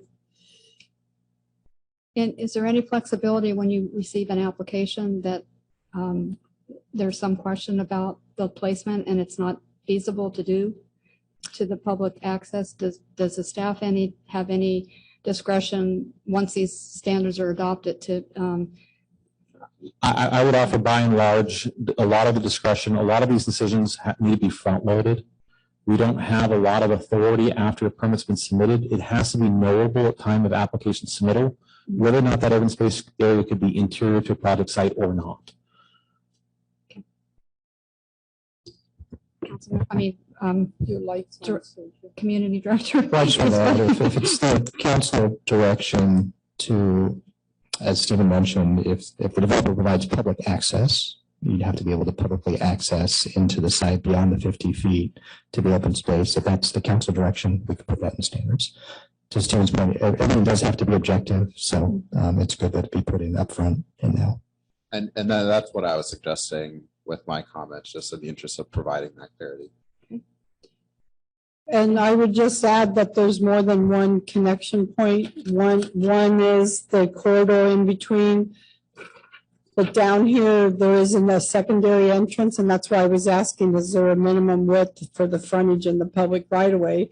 Without it, this fits the 10 by 10, and that would give you the corridor. So I think with the clarification that you just stated, that this would then comply, from what I can tell. I mean, it's subject to further evaluation, but with that clarification. So how do we say that in the motion? I think the city attorney wants to opine here. Yeah, I think we start running into some of the same problems that have been raised before if we require a dedication of a public easement into this private open space. I think actually you probably would be better off specifying, as Vice Mayor Landry has suggested, a dimensional requirement for the frontage, and that probably would serve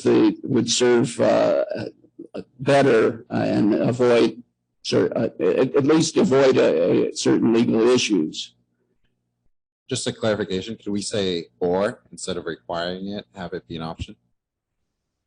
Yeah, it would be at the developer's election, but yes, you could have an option that the developer could opt for. So that would be my suggestion rather than saying it's required. Just allow more flexibility.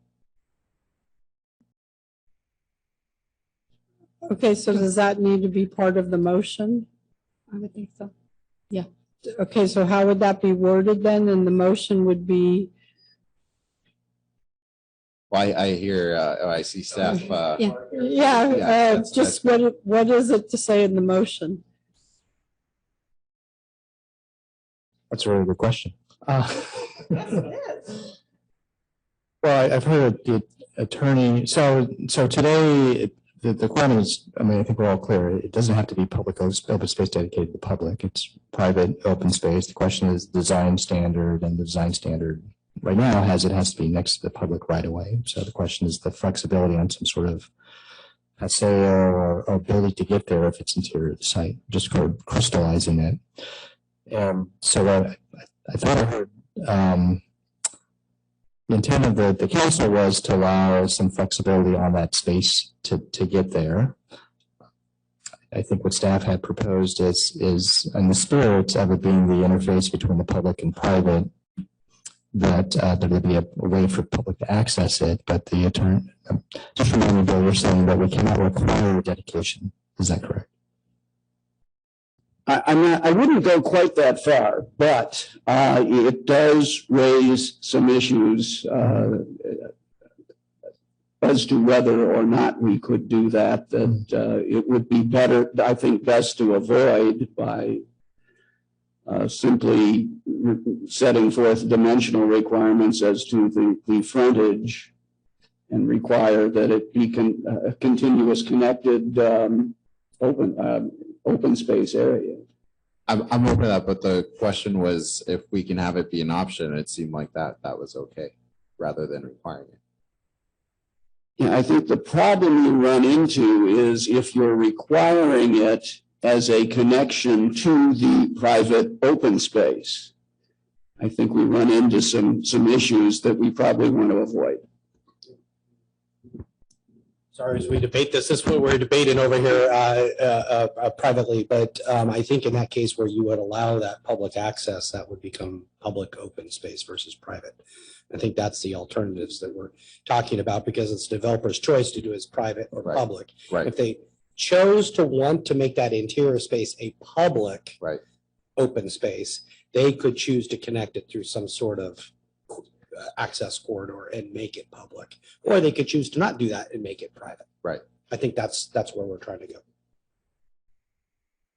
Okay. So then back to what kind of. So what would that motion be to allow that design standard, the developer, the alternative, to make that interior space public by some sort of dedicated public open space at their discretion?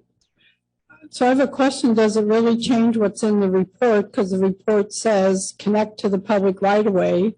It just doesn't give you that width. And so to me, we're really not changing the standard, because unless we tell you it has to be 15 feet wide, right? The drawing is showing green connection. So to me, do we really need to change anything right now? If I could interject, this may, sorry. Hello? Oh, I'm sorry. Go ahead. Go ahead. There's someone online. Yeah, well, this is Roger with Opticos. I just wanted to point out that there is an open space type called the passage, which has a 20-foot minimum width and a 150-foot maximum length. And it's unlimited if extending from one public sidewalk or large site open space to another. So if that were used as the connection, then it might solve the problems that we're talking about. I just want to be careful and really make sure we're not getting into deciding or debating a specific project or design. So I'm just trying to get the general rule, but I appreciate it. Well, I guess I'd summarize to just acknowledging the standards today is the standard that Roger mentioned. And what I heard is if the developer elects, not required, elects to want to have it public open space and allows public access to it into the site, that would be allowed. So that's an option. So both of those things for council direction, if that's council direction, that would be put into the development standards. So because this passage on the 20-foot wide and the 150-foot max length is in there, then in the motion, we're not changing any part of it. No, Roger, just that standard's there today. You But don't. we'll clarify. Okay. Yeah. All right. So now am I ready to make a motion? Well, I would say I would be more comfortable adding the language as was suggested, just to avoid any uncertainty, which is what we're trying to get at. Maybe you can make a motion. I could. Sure. Or I could offer an amendment, whatever. Okay. Well, what I wrote down on what we would need to add is that the developer would have the option to make it public. That's where I got lost on what the motion. Maybe you can make the motion. Sure, I'll try. So I move that the city council take action to adopt resolution adopting multifamily development and design standards and associated form-based zone map. With the addition that we add an option for people to elect to add a public right of way, which could include a pedestrian pathway. But you have to include the 12-foot I was gonna say the, height. That's all in, oh. Oh, no, Yeah. thank you. And thank you. And with the addition of changing the 15-foot height limit to 12 foot. And if I heard correctly as well, to exclude the Pruneyard site from the Campbell Avenue commercial requirement on the ground floor. Correct. Thank you. Correct. I'll second the motion. Okay, so we have a motion by Councilmember Lopez and a second by Vice Mayor Landry to approve the staff recommendation with the addition of some language that allows an option for the developer to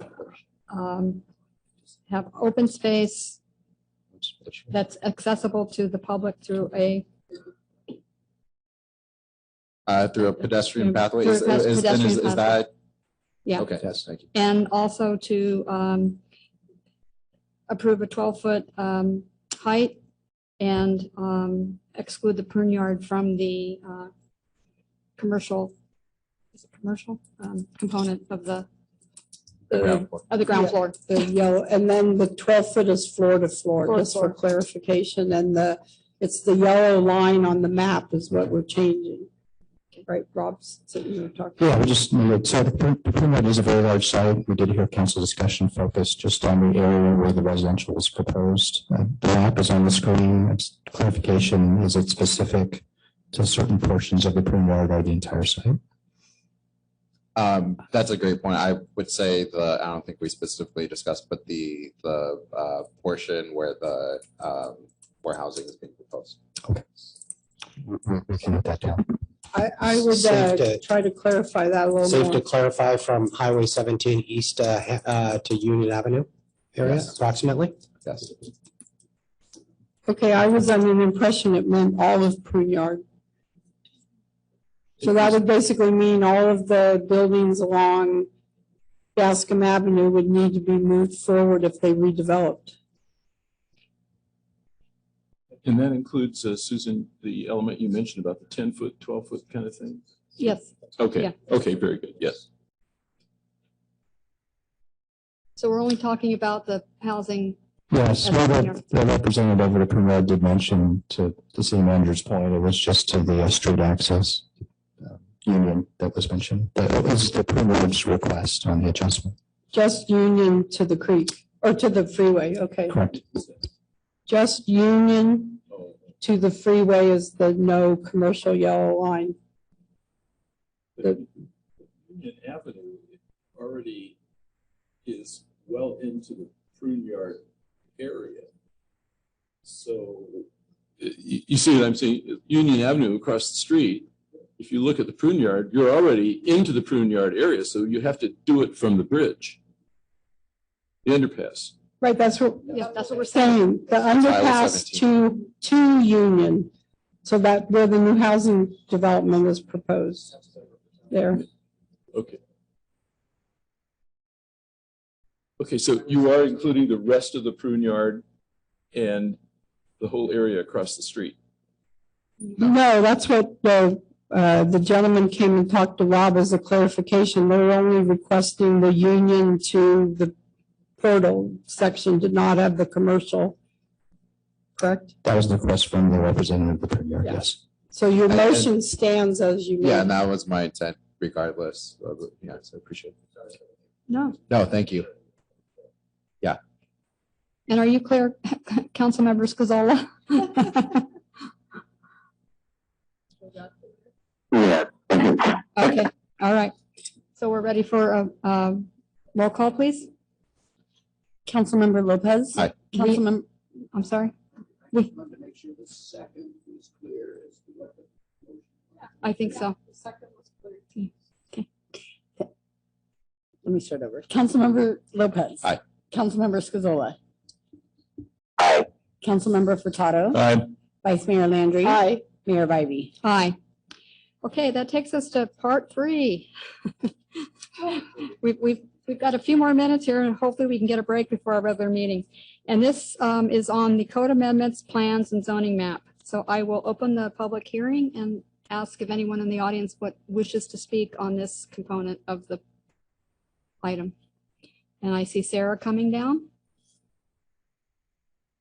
I just wanted to comment on the fact that you were going to change the exception from 50 units to 25 units. I think that's important because if you have a smaller development and for some reason you have an odd piece of property or whatever challenge arises, I think if you keep that standard that the planning commission recommended of 25, it gives more opportunity for more development. And I think Councilmember Furtado also in a previous meeting made that recommendation. So I just wanted to reaffirm that I hope that we can go for that number of 25.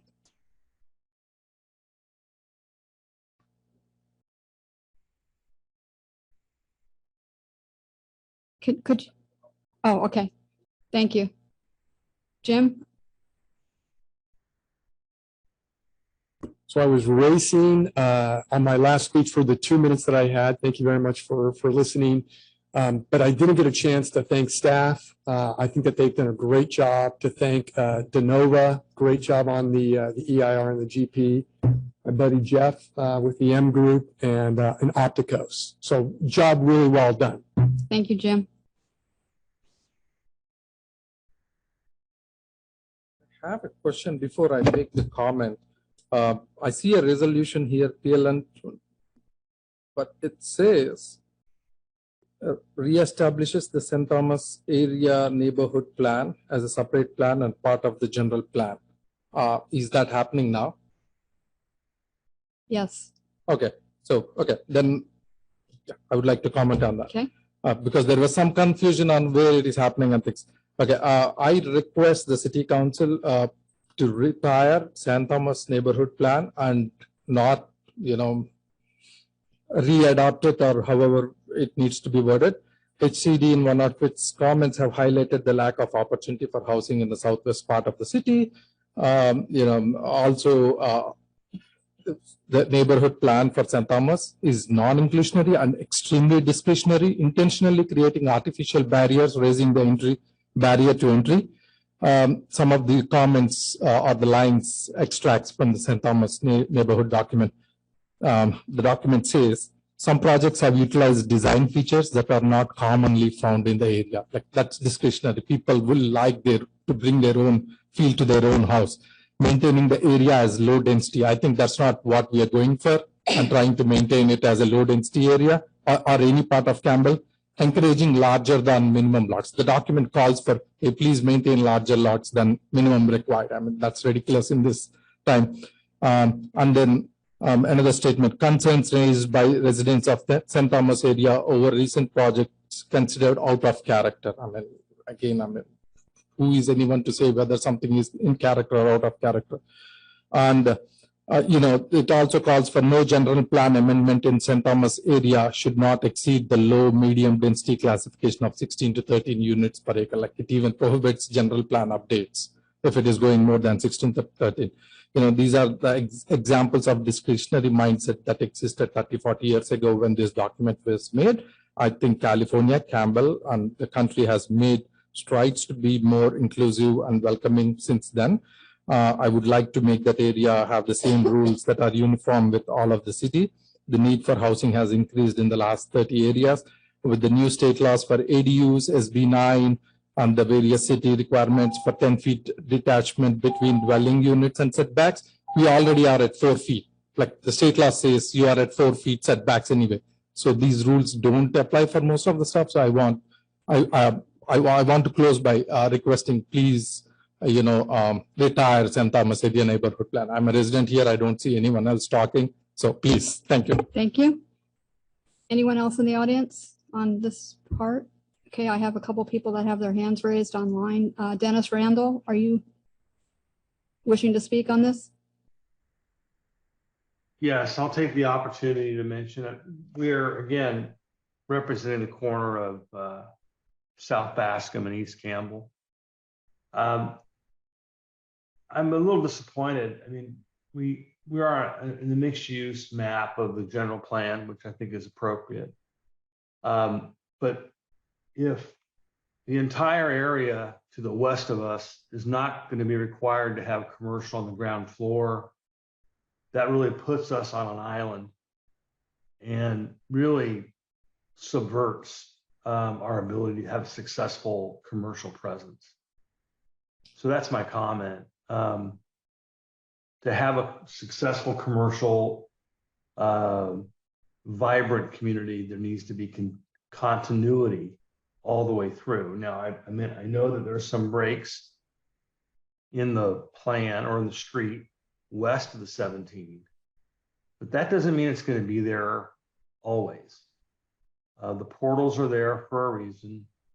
There's significant density that's going to be provided with these additional housing units, and we can have a vibrant East Campbell Avenue from Bascom all the way downtown. And if not, if you're going to allow a permanent break at the Prune Yard, you should just abandon the requirement for ground floor retail east of the 17. Thank you. Thank you. And the next speaker is Pardeep Carey. Hi, this is Pardeep. I live in the 1226 West Hacienda. Our property comes under the San Thomas area neighborhood plan. As one of the gentlemen in the over there, he already said all the stuff about it. So I would like to just request if you guys can retire the San Thomas area neighborhood plan so that we can build better houses, right, to the latest codes and all. Thank you. Thank you. I don't see anyone else online, no one else in the chamber, so I will close the public hearing and bring it back to council for discussion. And could I maybe have staff respond to those two comments? Just to clarify with Dennis's comment regarding the commercial zone on Campbell, the action of the council was only to remove the commercial zoning requirement for that section immediately abutting the Prune Yard on the north side of Campbell Avenue from Highway 17 to Union Avenue, not on the south side of Union Avenue. So that would still remain commercial in that zone. And then on the other point about the San Tomas plan, what we're doing tonight was the multifamily development standards. Phase 2 of that is looking at single family development standards. And if we were to retire or do anything with the San Tomas plan, perhaps that would be appropriate to consider that at the point that we're looking at the single family development. So just wanted to provide those comments to the council. Thank you. Just one more point of clarification, there's been a comment made about reducing the unit count from 50 down to 25. Just to be clear, that is reflected in materials, which was requested by the member of the public speaking earlier. So taking this action would reflect that. Thank you for that clarification. Is there council discussion? Councilmember Scazola, any comments before the motion? No comments at this time. Thank you. Okay, thank you. So we're ready for a motion. All right, I'll take a stab at this. I make a motion that the city council adopt a resolution resolving that the south of Campbell Avenue plan SOCA, north of Campbell Avenue plan LOCA, the central Campbell redevelopment plan CCRP, and design guidelines for low, medium density residential projects shall be of no further force and affect and reestablish other existing areas, streetscapes, and neighborhood plans, and to take the first reading and introduce an ordinance establishing a new zoning map and amending Title VI, Health and Sanitation, Title VII, Animals, Title 20, Subdivision and Land Development, and Title 21, Zoning of the Campbell Municipal Code, incorporating changes to Chapter 21.08 Residential Districts as provided as a desk item. Is there a second? Second. Councilmember Furtado. So a motion made by Vice Mayor Landry, seconded by Councilmember Furtado to approve the staff recommendation, including the incorporation of the desk item. May we have a roll call, please? Councilmember Lopez. Aye. Councilmember Scazola. Aye. Councilmember Furtado. Aye. Vice Mayor Landry. Aye. Mayor Bybee. Aye. Being an ordinance of the City Council of the City of Campbell establishing a new zoning map and amending Title VI Health and Sanitation, Title VII Animals, Title 20 Subdivision and Land Development, and Title 21 Zoning of the Campbell Municipal Code, file number PLN-2022-90. Move further reading be waived. Second. And just to clarification, that included the desk pen? Yeah, it was just the title of the ordinance. Yep. Thank you. We have a motion by Councilmember Furtado and second by Vice Mayor Landry to waive further reading because we have a roll call. Councilmember Lopez. Aye. Councilmember Scazola. Aye. Councilmember Furtado. Aye. Vice Mayor Landry. Aye. Mayor Bybee. Aye. Aye. Great. That concludes our meeting. Thank you for the great work with our council, our staff, our consultants. Time for celebration. Thank you all.